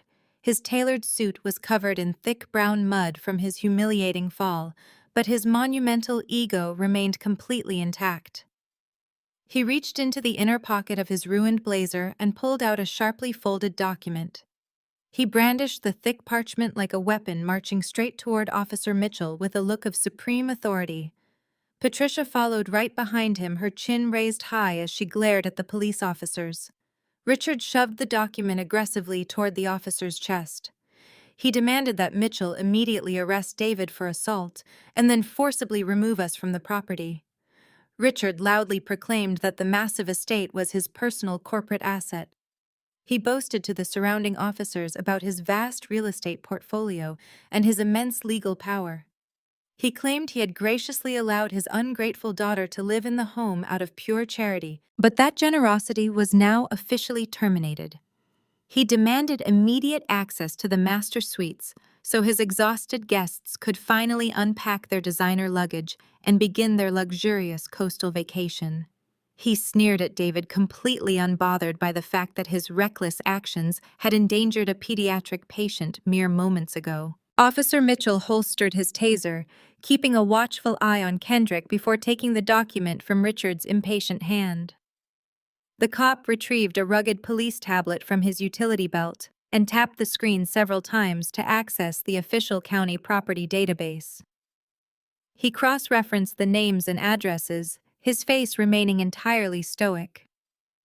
The chaotic murmurs of the wealthy relatives slowly died down as they waited for the police to validate their hostile takeover. They stood clutching their luxury luggage, expecting to be ushered inside the fortress at any second. Brittany stood near the flower bed, checking her reflection in a compact mirror and complaining loudly about the humidity ruining her perfect hair. She completely ignored the flashing lights and the serious law enforcement presence waiting eagerly to claim the best guest bedroom. Officer Mitchell finally looked up from his glowing screen. He handed the folded parchment back to Richard. The veteran cop looked from the digital tablet directly into Richard's incredibly smug face. Sir Officer Mitchell said coldly, "This piece of paper you handed me is a mortgage document from 6 years ago. You are not the registered owner of this estate." Richard's arrogant smirk vanished instantly. His face dropped into a mask of pure bewildered rage. He snatched the paper from the officer's hand and aggressively tapped the embossed seal. "That is absolutely impossible," Richard shouted, his voice echoing sharply across the manicured lawn. "I am the patriarch of this family. My company owns this property. I purchased this exact lot 6 years ago under Apex Holdings to shield our corporate assets from federal audits. I control every single deed, every trust fund, and every financial account in this family." Richard frantically waved the outdated document, refusing to accept the harsh reality staring him in the face. Patricia stepped forward, her face pale as she demanded the officer check the system again, claiming there must be a massive clerical error. Kendrick joined the chorus of outrage, shouting loudly about incompetent civil servants and threatening to have Mitchell fired immediately. The other relatives began shouting as well, their previous excitement replaced by a sudden wave of defensive panic. They had traveled all this way expecting a free luxury vacation, and now their powerful patriarch was being publicly humiliated by a local police officer. They were so completely blinded by their own relentless greed and toxic entitlement that they entirely failed to notice my calm, deliberate approach. They truly believed their massive wealth made them invincible. I walked slowly across the damp driveway, leaving the idling ambulance directly behind me. My footsteps fell silently on the wet pavement. I stopped right at the edge of the brick pathway, positioning myself between the angry mob and the flashing police cruisers. I watched them scream and argue over a house they no longer possessed. Their absolute lack of empathy for my daughter had severed the last remaining shred of my patience. They had invaded my home, endangered my child, and treated my family like disposable garbage. I looked at Richard, his face turning purple as he continued to berate the stoic police officer. I looked at Patricia, her hands trembling with indignation as she demanded access to my property. I looked at Brittany, still focused on her ruined skin and designer luggage. I felt absolutely nothing for any of them. No fear, no lingering guilt, and no love. I did not raise my voice or shout over their chaotic bickering. I simply stood by the ambulance doors and cleared my throat. The sharp sound cut through the evening air. The entire driveway fell dead silent as I spoke up. The heavy, oppressive silence hanging over the damp driveway was absolute. I stepped away from the rear bumper of the ambulance, leaving the flashing red lights behind me. I walked slowly toward the center of the chaotic scene. Every single eye in the crowd tracked my movement. The wealthy relatives who had just shoved into my home stood frozen. I stopped a few feet away from where Richard was frantically waving his outdated, worthless piece of paper at the police officer. I squared my shoulders, looking directly into my father's panicked, bloodshot eyes. My voice was remarkably calm, projecting clearly through the heavy, humid night air with absolute lethal precision. 6 years ago, my voice rang out with lethal precision. You secretly remortgaged this house to pay off Brittany's $800,000 gambling debts.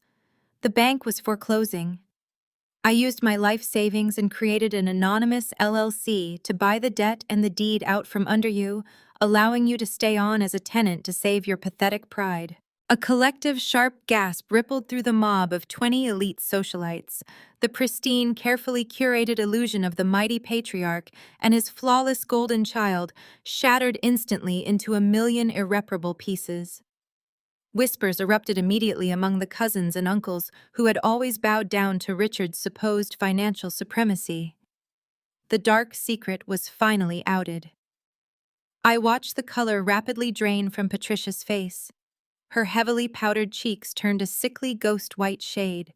She slowly rotated her head, looking at Brittany in absolute horror. The perfect favored daughter, the one who could do absolutely no wrong, was suddenly exposed as a massive liability who had nearly bankrupted the entire family. Brittany physically shrank backward against the brick column of the porch.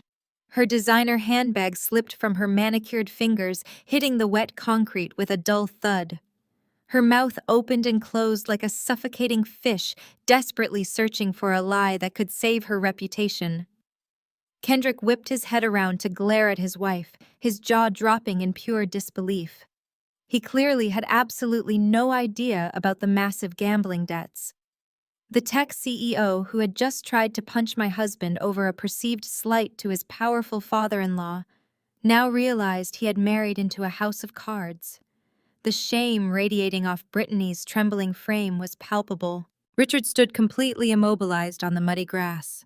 His hand, still clutching the 6-year-old mortgage document, dropped limply to his side.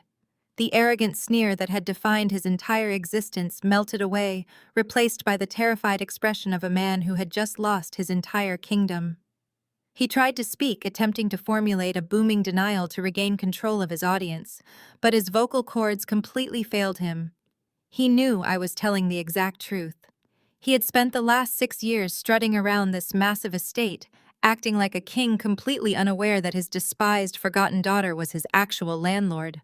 I did not offer him a single ounce of sympathy. I had spent my entire life starving for his validation, constantly shrinking myself to make room for his massive ego and Brittany's endless demands. I had sacrificed my own peace to keep their secrets and fund their extravagant lifestyle behind the scenes. No more. The vulnerable woman who had begged for their love died the moment they trampled over my suffocating infant. You thought you were invincible.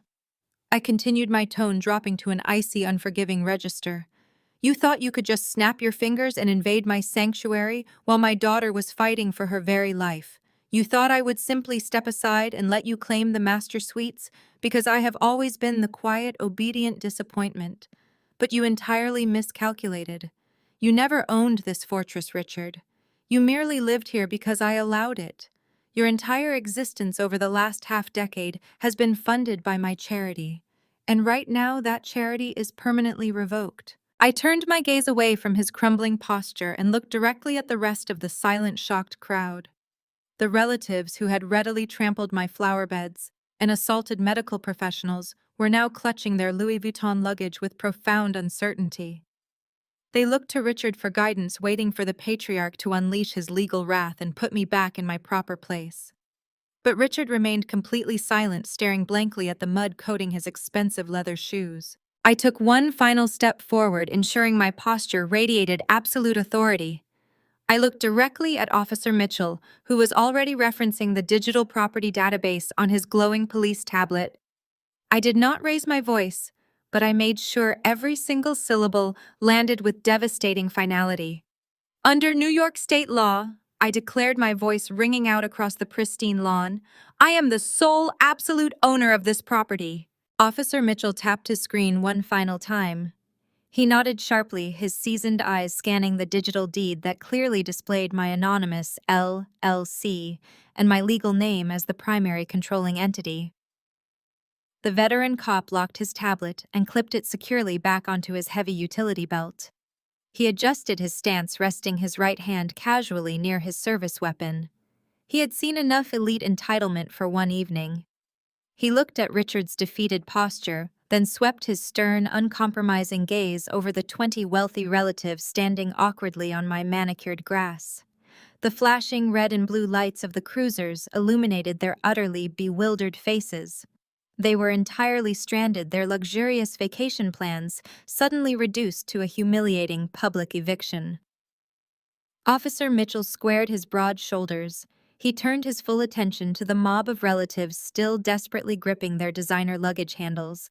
You heard the lady, Officer Mitchell stated, his commanding voice leaving absolutely no room for debate or negotiation. You are all trespassing on private property. Officer Mitchell unclipped the heavy black radio from his utility belt and spoke a brief, sharp code into the receiver.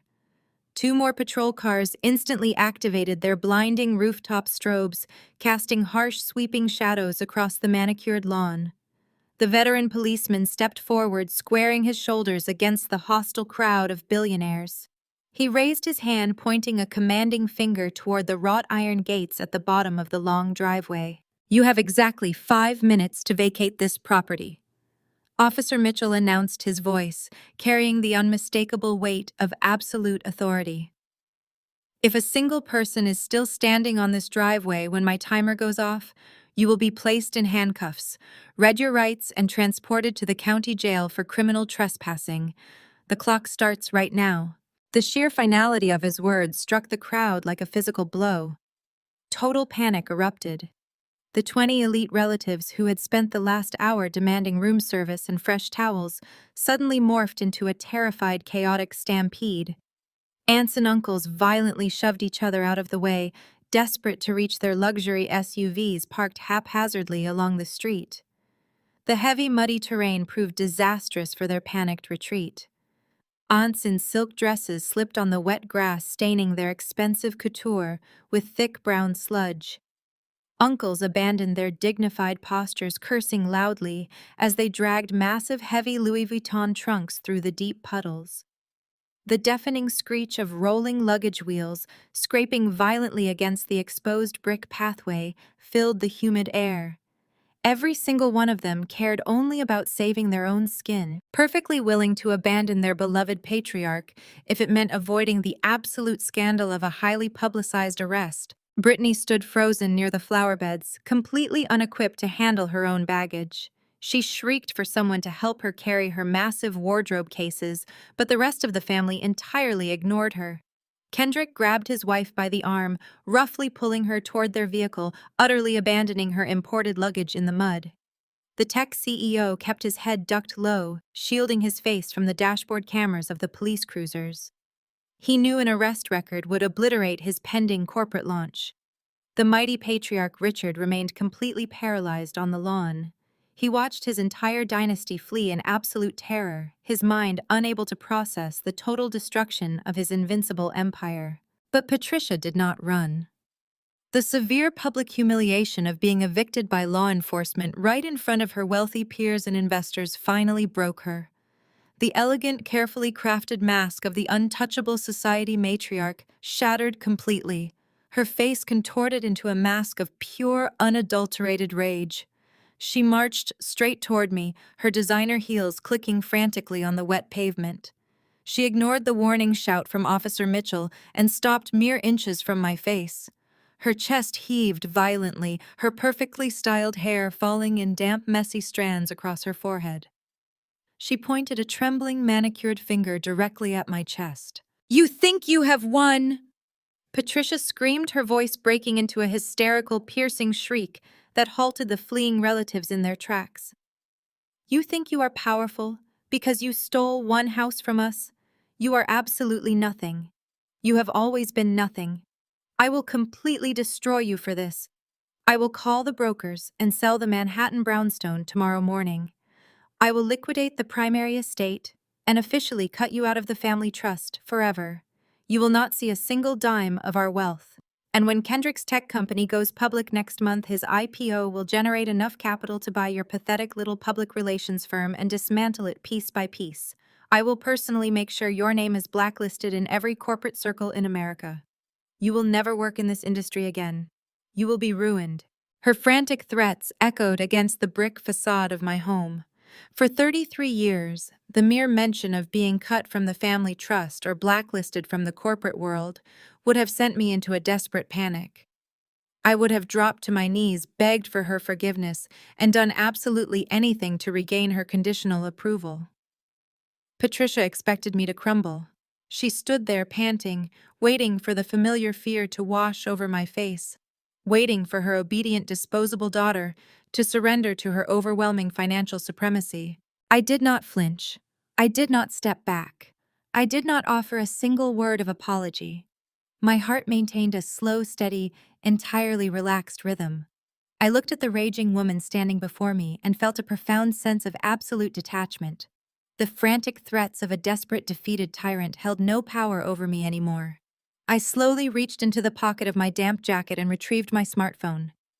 I unlocked the screen with a calm, deliberate swipe of my thumb. The bright backlight illuminated my face in the darkening evening. Officer Mitchell took a step forward, his hand resting on his radio, preparing to intervene if Patricia's rage turned physical. I held up my free hand, signaling the officer to hold his position. I did not need police protection from my mother. I needed her to understand exactly how deeply she had underestimated me. I kept my eyes locked on the digital screen, swiping through a highly encrypted folder of financial documents I had prepared months in advance for this exact scenario. My thumb hovered directly over a specific PDF file. I slowly raised my head and met Patricia's furious, bloodshot gaze. The chaotic noise of the fleeing relatives and the idling police engines seemed to fade entirely into the background. I smiled, a cold, empty expression, completely devoid of any trace of daughterly affection. "A Manhattan brownstone?" I asked, my voice slicing through the heavy air like a razor blade. "How incredibly interesting that you brought that specific property up now, Mother." Patricia stared at the illuminated screen of my smartphone, her perfectly contoured face twisting from self-righteous fury into genuine confusion. She had expected me to cower to desperately apologize for embarrassing her in front of her high society peers. Instead, I took a slow, deliberate step forward, closing the physical distance between us. The heavy, humid night air felt electric, charged with the sudden shift in power. The chaotic background noise of cousins dragging luxury luggage through the thick mud, and the steady hum of the police cruiser engines faded into absolute silence. I held the phone steadily unaffected by the venomous hatred burning in my mother's eyes. "You cannot sell the Manhattan brownstone, Mom," I stated, my voice echoing with lethal precision across the damp driveway. "Because Dad quietly sold it to a private equity firm 3 years ago to dodge corporate bankruptcy, and you have been renting it ever since." The words hung in the air like a physical strike. Patricia gasped, stumbling backward as if I had violently shoved her. She whipped her head around to glare at her husband, expecting Richard to immediately boom his usual defensive lies and put me back in my proper place. She waited for him to call me delusional, to threaten me with legal ruin, to reaffirm their immense wealth. Richard did absolutely none of those things. The heavy brass keyring he was clutching slipped right through his sweaty fingers. It hit the wet concrete pavement with a sharp metallic clatter that sounded like a gunshot in the silent night. His knees visibly shook beneath his ruined, mud-stained tailored suit. He looked at me with an expression of pure, unadulterated terror.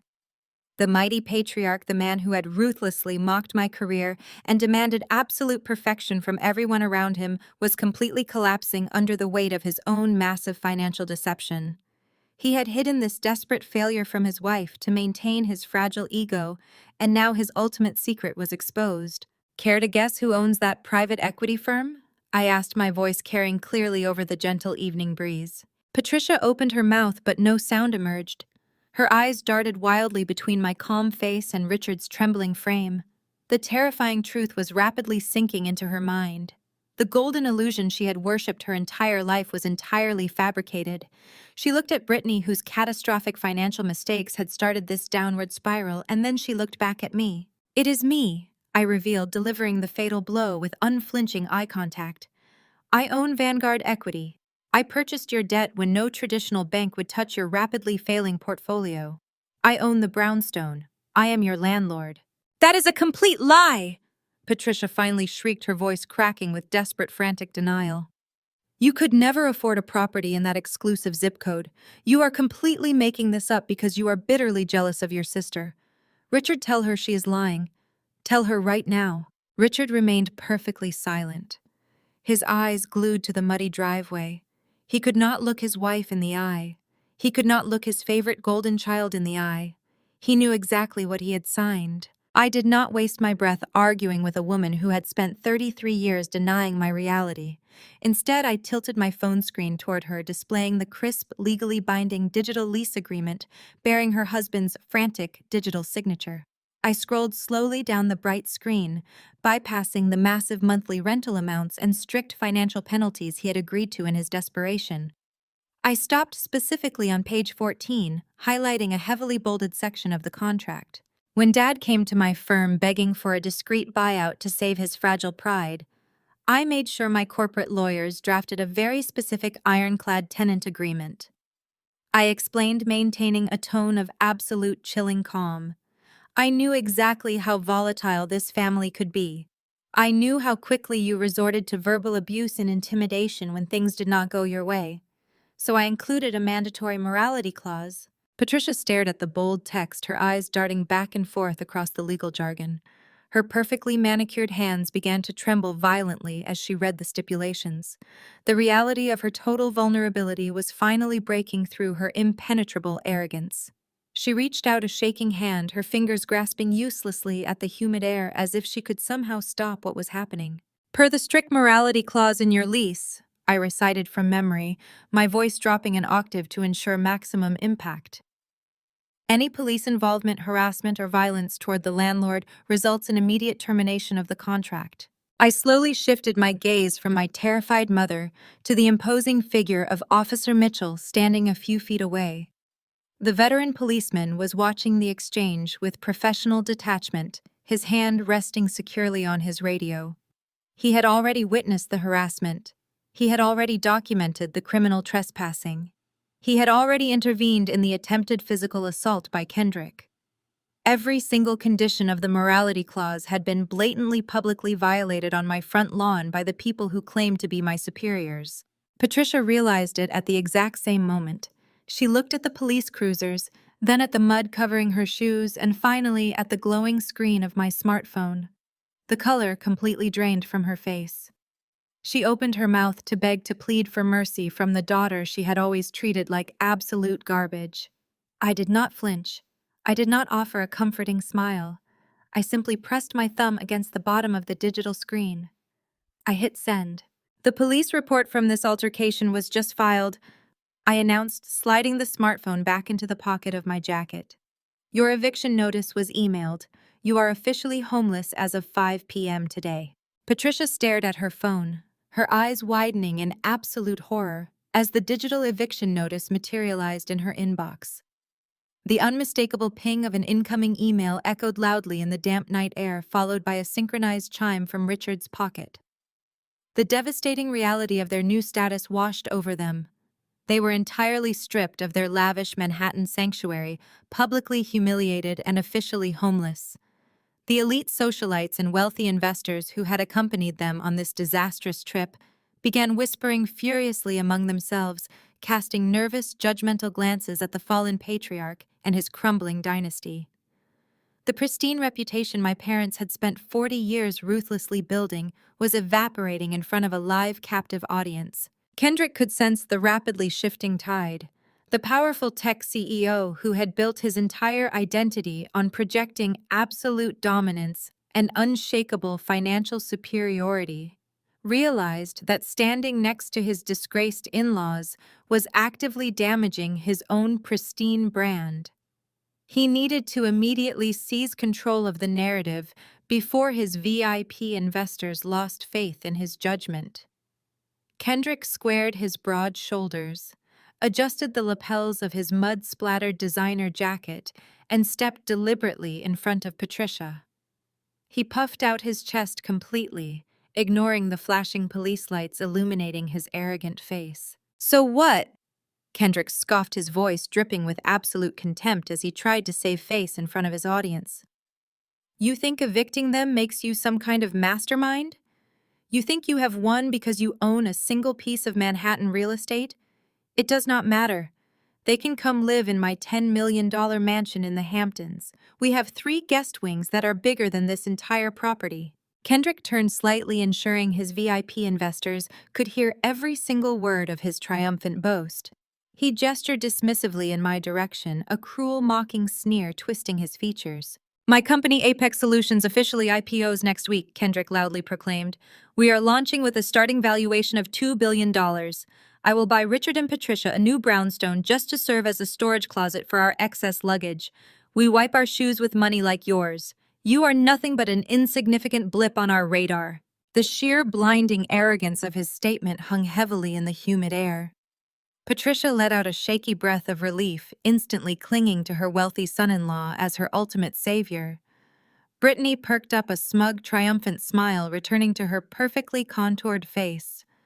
They truly believed Kendrick had just rescued them from total ruin.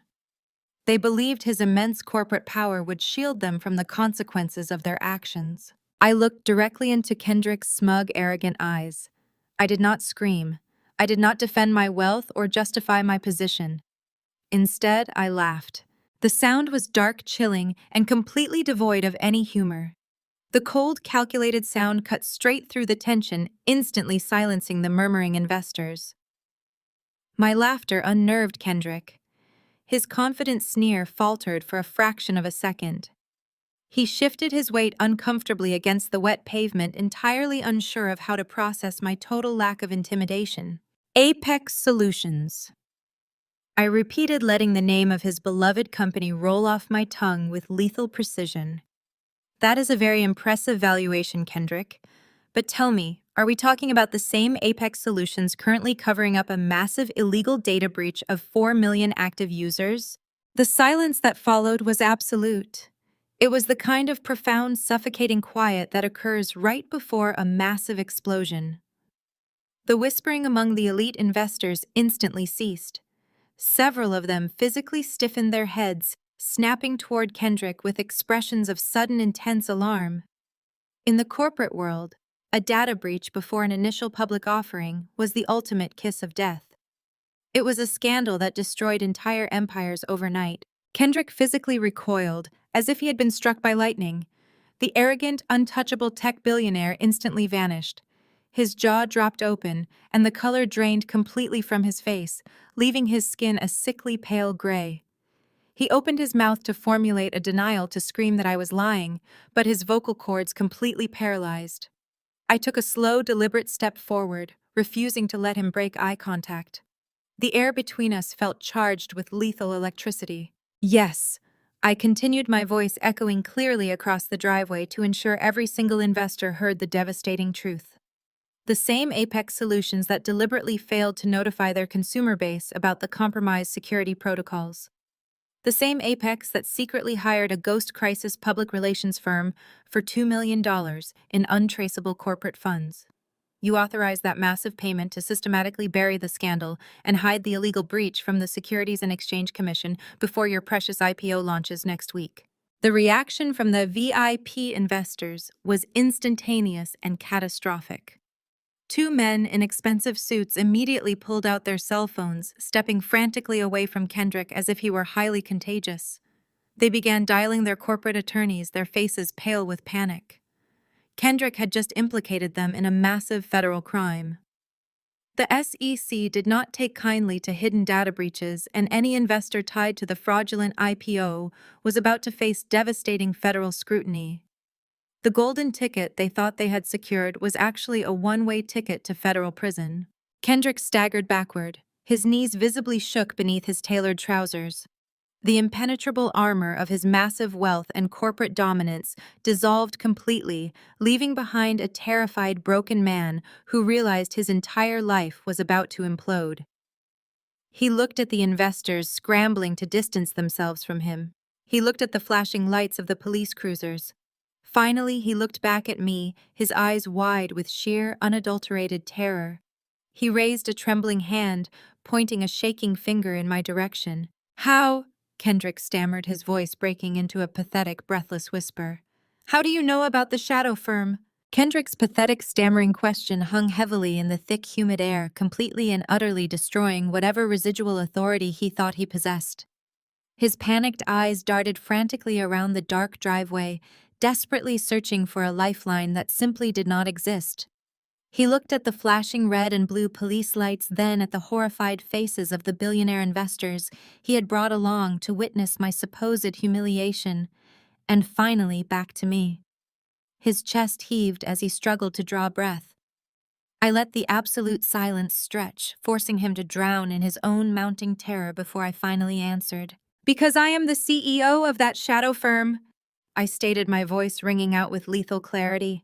"You called my company a pathetic little gig just 10 minutes ago. You mocked the very public relations agency you secretly wired $2 million to last month in a desperate, frantic bid to save your sinking ship. You thought you were hiring an anonymous corporate fixer from a shell corporation.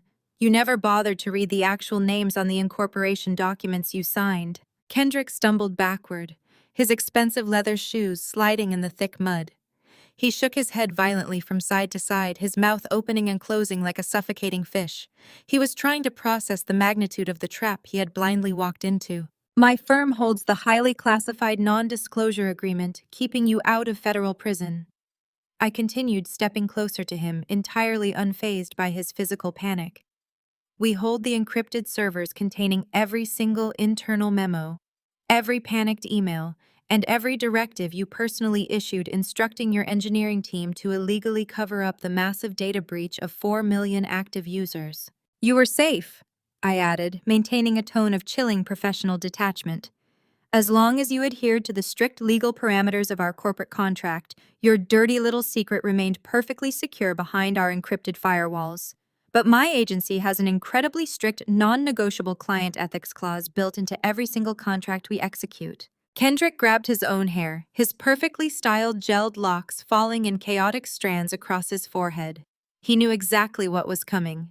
And since you just physically assaulted my husband right here on my front lawn directly in front of armed law enforcement officers, I declared, gesturing calmly toward Officer Mitchell, who was watching the scene unfold with an expression of grim satisfaction.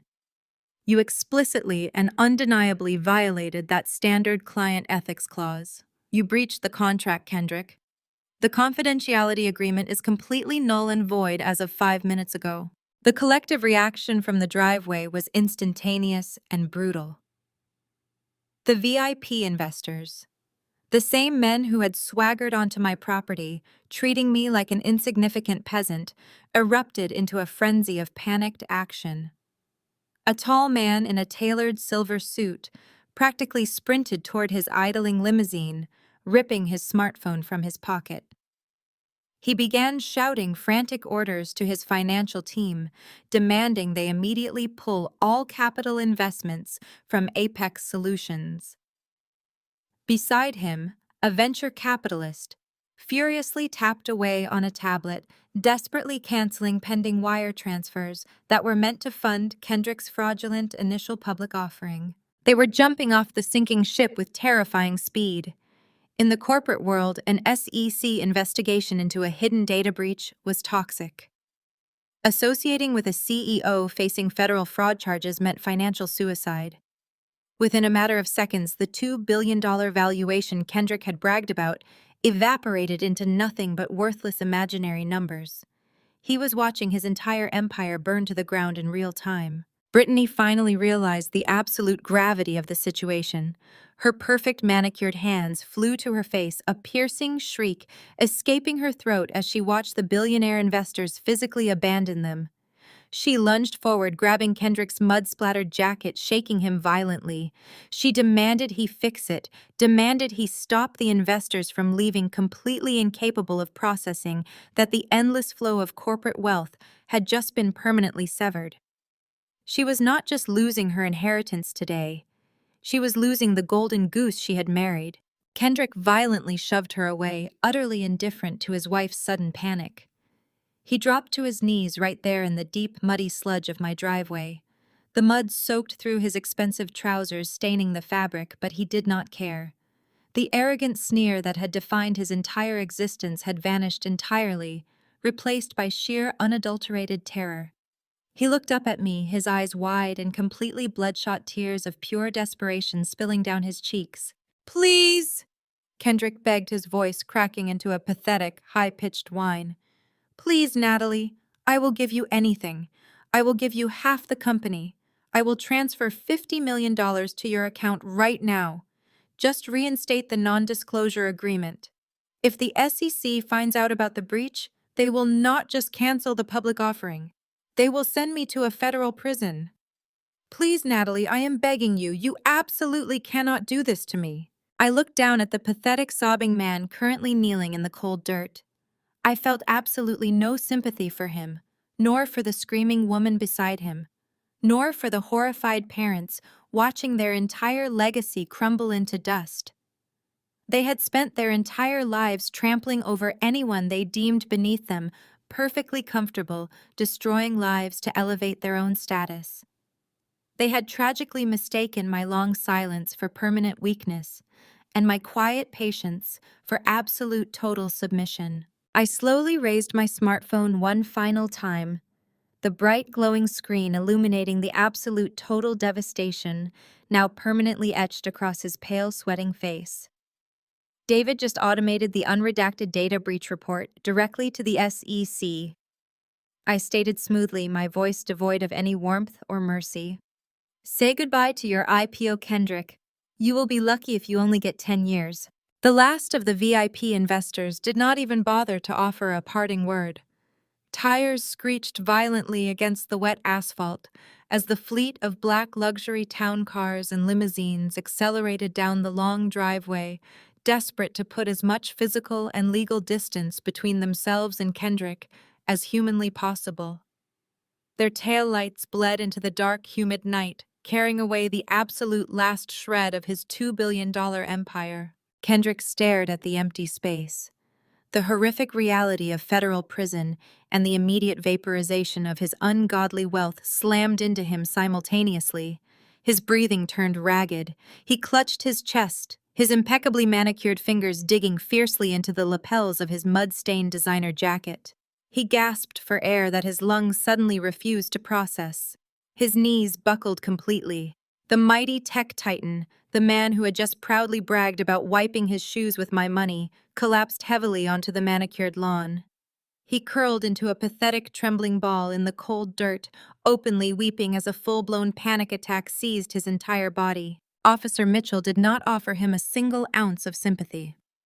The veteran policeman stepped forward, his heavy boots crunching against the gravel. He reached to the back of his utility belt and unclipped a pair of solid steel handcuffs, the metallic rattling sound cutting sharply through Kendrick's hysterical sobbing. Kendrick lowered his hands from his face, his bloodshot eyes widening in fresh terror as he saw the cuffs. He tried to scramble backward, pushing his feet weakly against the wet grass, but his limbs completely failed him.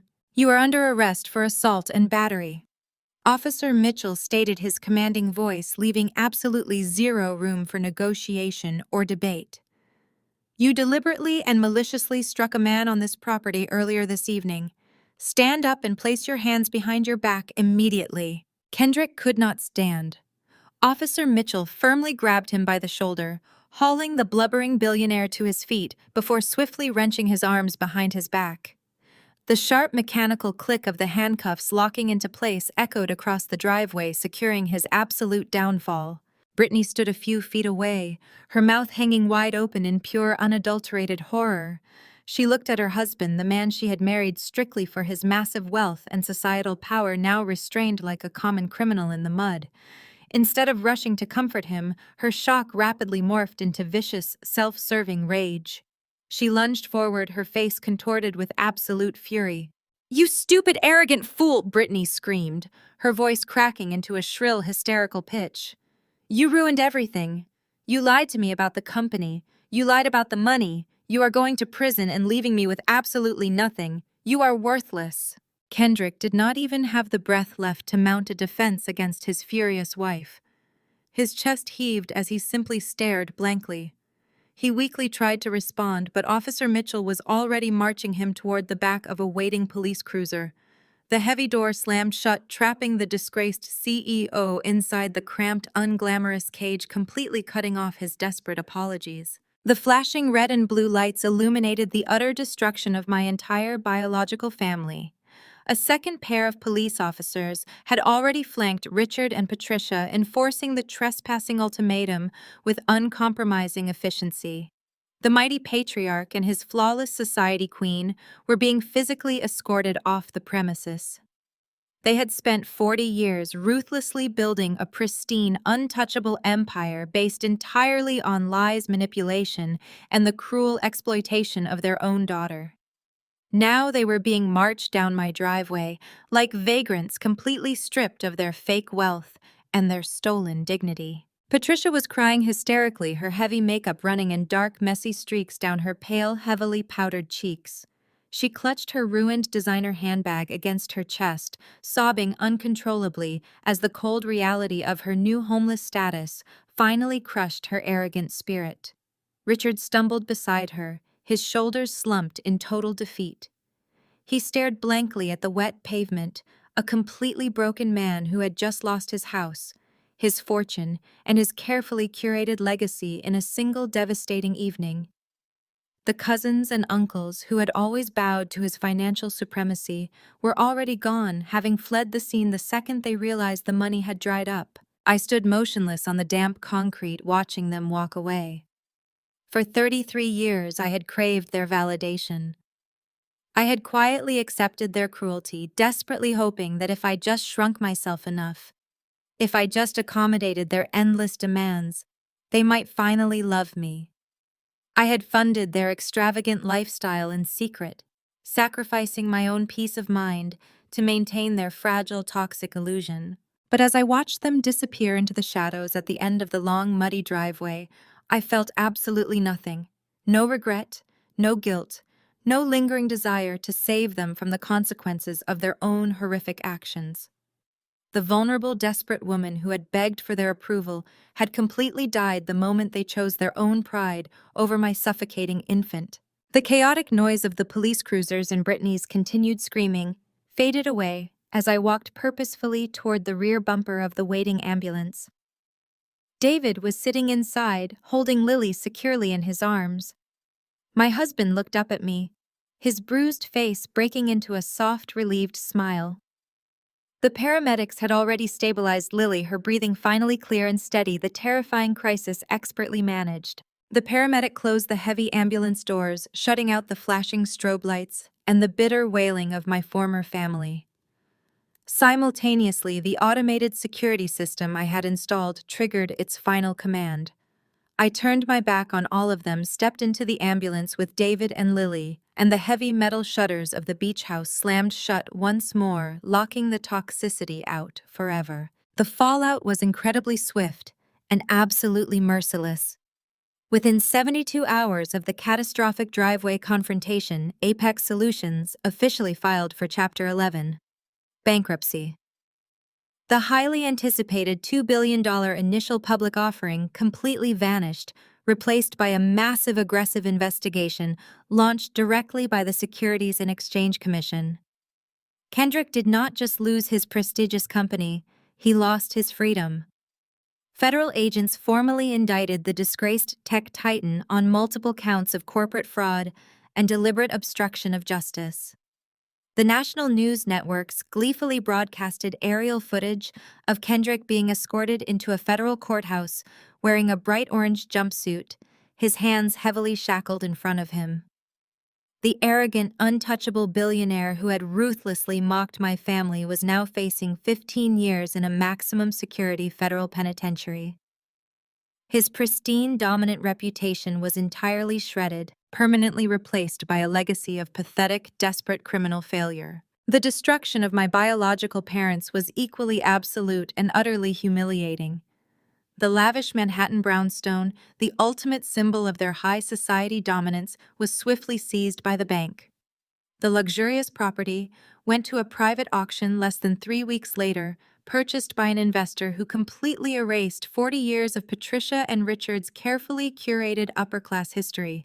Exposed to their elite social circle as entirely broke, fraudulent liabilities, my parents were viciously and permanently excommunicated from the wealthy Manhattan elite. The country club memberships were instantly revoked. The gala invitations completely stopped arriving. The wealthy friends who had once clamored to attend their extravagant dinner parties now actively crossed the street to avoid acknowledging their existence. With absolutely zero financial resources left to salvage their shattered image, Patricia and Richard were forced to pack their few remaining possessions into cheap cardboard boxes. They relocated to a tiny, damp 2-bedroom apartment in a severely run-down suburb. The peeling wallpaper and flickering fluorescent lights of their new reality stood in stark, punishing contrast to the opulent lifestyle they had brutally demanded I finance. Richard, the former master of the universe, who had commanded entire boardrooms, now spent his miserable days arguing with a disinterested landlord over a broken water heater. Patricia, who had built her entire identity on projecting flawless superiority and tearing down my self-esteem, refused to leave the cramped apartment. She spent her days staring blankly at the peeling linoleum floor, completely paralyzed by the crushing, inescapable weight of her total social annihilation. Brittany experienced the steepest, most agonizing fall of all. The golden child who had spent her entire existence being praised, coddled, and elevated at my expense, was violently stripped of every single privilege she had ever known.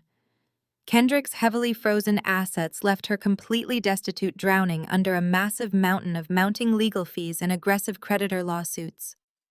With absolutely no usable skills and a toxic reputation that made her entirely unemployable in the corporate sector, Brittany was forced into the exact kind of manual labor she had spent her entire life ruthlessly mocking. The former society princess secured a minimum wage retail job at a discount clothing store inside a dying shopping mall. Her daily reality now consisted of standing on her feet for agonizing 9-hour shifts, folding cheap synthetic sweaters, and enduring the loud complaints of frustrated bargain hunters. Her perfect expensive manicures were quickly replaced by chipped nails and calloused hands. The designer wardrobe she had flaunted so proudly was traded for a stiff, unflattering polyester uniform featuring a plastic name tag. She spent her short, unpaid lunch breaks crying quietly in the employee break room, calling former wealthy friends who automatically sent her straight to voicemail. The ultimate golden child was finally experiencing the harsh, unforgiving reality of the real world entirely devoid of the protective financial bubble I had unknowingly provided for her. Meanwhile, my world transformed into a vibrant, peaceful sanctuary. The heavy metal shutters of the beach house remained securely locked against the toxic noise of the past, but the interior was filled with profound warmth and genuine love. Lily's medical crisis was expertly resolved, her bright, joyful laughter once again echoing through the sunlit corridors of our home. David and I focused entirely on nurturing our family, building a beautiful life grounded in mutual respect, unbreakable trust, and absolute authenticity. My public relations firm reached unprecedented levels of success, attracting high-profile clients who valued our fierce integrity and unwavering commitment to ethical transparency. We thrived completely unburdened by the crushing parasitic demands of my former family. The final pathetic attempt at contact occurred exactly 6 months after the driveway incident. I was sitting at my home office desk, sipping hot coffee and watching the morning waves crash gently against the pristine shoreline. The soft chime of an incoming email momentarily broke the tranquil silence. I glanced at the glowing screen. The sender name displayed Patricia Wilson. The subject line was a frantic plea. It read, "Please, Natalie, we have absolutely nothing left. I am begging you for forgiveness." I stared at the bold black text for a long, quiet moment.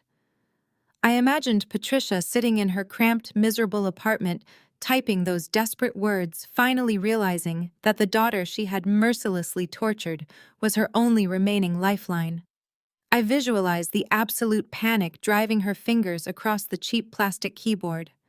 I felt the familiar pull of ingrained obedience trying to assert itself, demanding that I fix her problems, demanding that I sacrifice my peace to rescue her from the consequences of her own devastating cruelty. Instead of opening the message, I calmly moved my cursor over the small trash can icon. I did not feel a single ounce of guilt. I did not feel the slightest urge to read her frantic apologies or absorb her toxic manipulation. I simply pressed the button. The email vanished instantly, permanently deleted without a single word being read.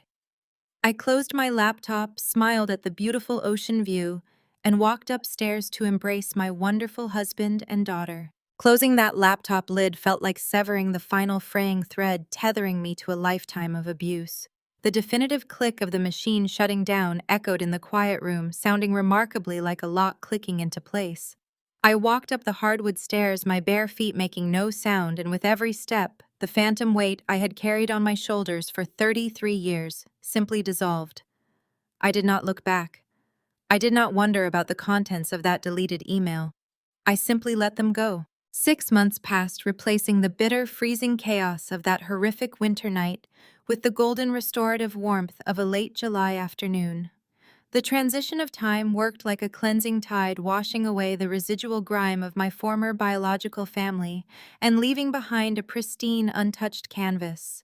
The heavy automated metal security shutters of our Hamptons beach house were currently rolled up and hidden away, completely unnecessary on a day this spectacular. Sunlight poured through the massive floor-to-ceiling windows, illuminating a living space that felt entirely different now. It was no longer a secret fortress built to hide my success from my greedy parents, nor a silent refuge to escape my sister's relentless demands. It was simply a home. Our home. I stepped out onto the expansive wooden deck, the salty ocean breeze immediately catching my hair. The Atlantic Ocean stretched out endlessly before me, a brilliant, sparkling expanse of sapphire blue. A few yards away, right on the edge of our private stretch of pristine white sand, The two most important people in my entire universe were busy constructing a massive, highly ambitious sandcastle. Lily let out a loud, joyous shriek of pure delight. The sound carried over the rhythmic crashing of the ocean waves, bright and entirely free of pain. Seeing her now, her chubby cheeks flushed with healthy color, and her small hands eagerly scooping up wet sand, it was almost impossible to reconcile this vibrant, energetic toddler with the terrifyingly still blue-lipped infant from 6 months ago. The pediatric cardiologist had declared her complete recovery, nothing short of miraculous, but I knew the truth. She had healed because she was finally growing up in an environment completely devoid of toxic stress. David sat cross-legged in the sand beside her, his rolled-up trousers damp with seawater, meticulously carving a moat around their sandy fortress with a bright yellow plastic shovel. He looked up, sensing my presence on the deck, and flashed a warm, knowing smile. The deep purple bruises Kendrick had inflicted on his face had faded months ago, leaving no physical scars, but the fierce, unyielding devotion my husband had demonstrated that night was permanently etched into the absolute core of our marriage. He had stood between our daughter and a monster, and he had never once asked me to compromise my boundaries to keep the peace. I walked down the wooden stairs, my feet sinking into the warm, sun-baked sand, and dropped my beach towel a few yards away from their construction zone. I placed my smartphone on the corner of the towel. The screen remained completely dark. There were absolutely no frantic, demanding text messages lighting up the display. There were no manipulative voicemails from my mother attempting to guilt-trip me into funding another fake lifestyle. There were no uninvited guests showing up at my security gate demanding entrance, and there were zero expectations to fulfill other than my own. The absolute profound silence from my past was the most beautiful sound I had ever heard. My public relations firm had completely skyrocketed following the spectacular, highly publicized implosion of Apex Solutions. The industry had quickly realized that the shadow firm responsible for exposing Kendrick's massive federal fraud was run by someone with an unbreakable ethical backbone. Clients now sought us out specifically for our uncompromising integrity. Just an hour ago, I had finalized a massive multi-year contract with a revolutionary clean energy initiative, securing a retainer that easily dwarfed the gross revenue of my father's entire former manufacturing business. I had won completely on my own terms, using my own unshakable ethics, without ever having to shrink myself to fit into their narrow, conditional version of success. I had built an empire that no one could ever claim credit for, and I had done it while fiercely protecting the people I actually loved. I settled onto the soft towel, wrapping my arms casually around my knees, and allowed the gentle afternoon sun to warm my skin. The profound, deep-seated peace I felt right now was not merely the absence of conflict, it was the active, conscious presence of safety. I had spent over 3 decades believing that family was a mandatory biological sentence, a heavy, suffocating debt that I had to constantly repay through endless submission, financial sacrifice, and emotional self-destruction. I had believed that drawing a line in the sand meant I was a bad daughter, a cruel sister, a fundamentally broken person. But watching David suddenly scoop Lily up into his strong arms, spinning her around as she threw her head back and laughed against the bright blue summer sky, the absolute truth finally crystallized in my mind with perfect, unshatterable clarity. My greatest success was not the thriving corporate empire I had built, nor the massive wealth I had quietly accumulated. My ultimate masterpiece was the impenetrable, unyielding boundary I had finally found the courage to build around my own heart. David caught my eye, his face radiating pure, unconditional love, and he began walking toward me with our beautiful, laughing daughter safely cradled against his chest. I smiled back at him, feeling an overwhelming, profoundly deep sense of gratitude for the beautiful life we had fought so incredibly hard to protect. Family isn't defined by blood. It's defined by the people who respect your locked doors and only enter when you gladly hand them the key.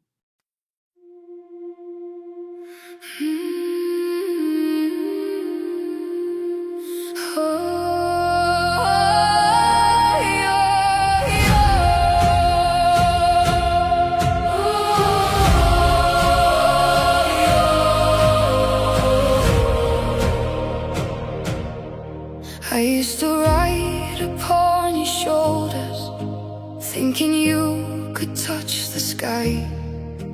Every road felt less uncertain when I saw the world through your eyes. You were stronger than the mountains, taller than the northern pines. And when the winter winds were coming, you would stand between them and I. Time kept moving like the river, years slipped slowly out to sea. But no matter where life took me, you were always part of me. I am my father's daughter, in every step I take, in every time I choose to stand. When it's easier to break, I carry your courage in my heart, your fire inside my soul. And though the years keep moving on, your love still leads me home.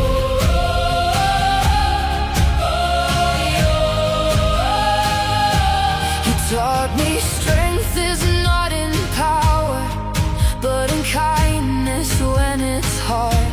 You taught me how to keep on going when the road grows cold and dark.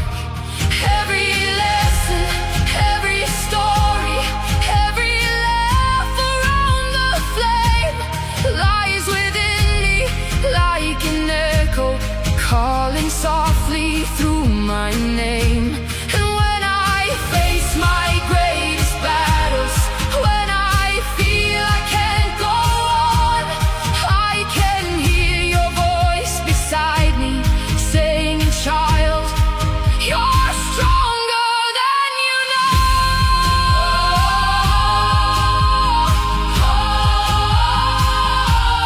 I am my father's daughter, in every step I take, in every time I choose to stand. When it's easier to break, I carry your courage in my heart, your fire inside my soul. And though the years keep moving on, your love still leads me home.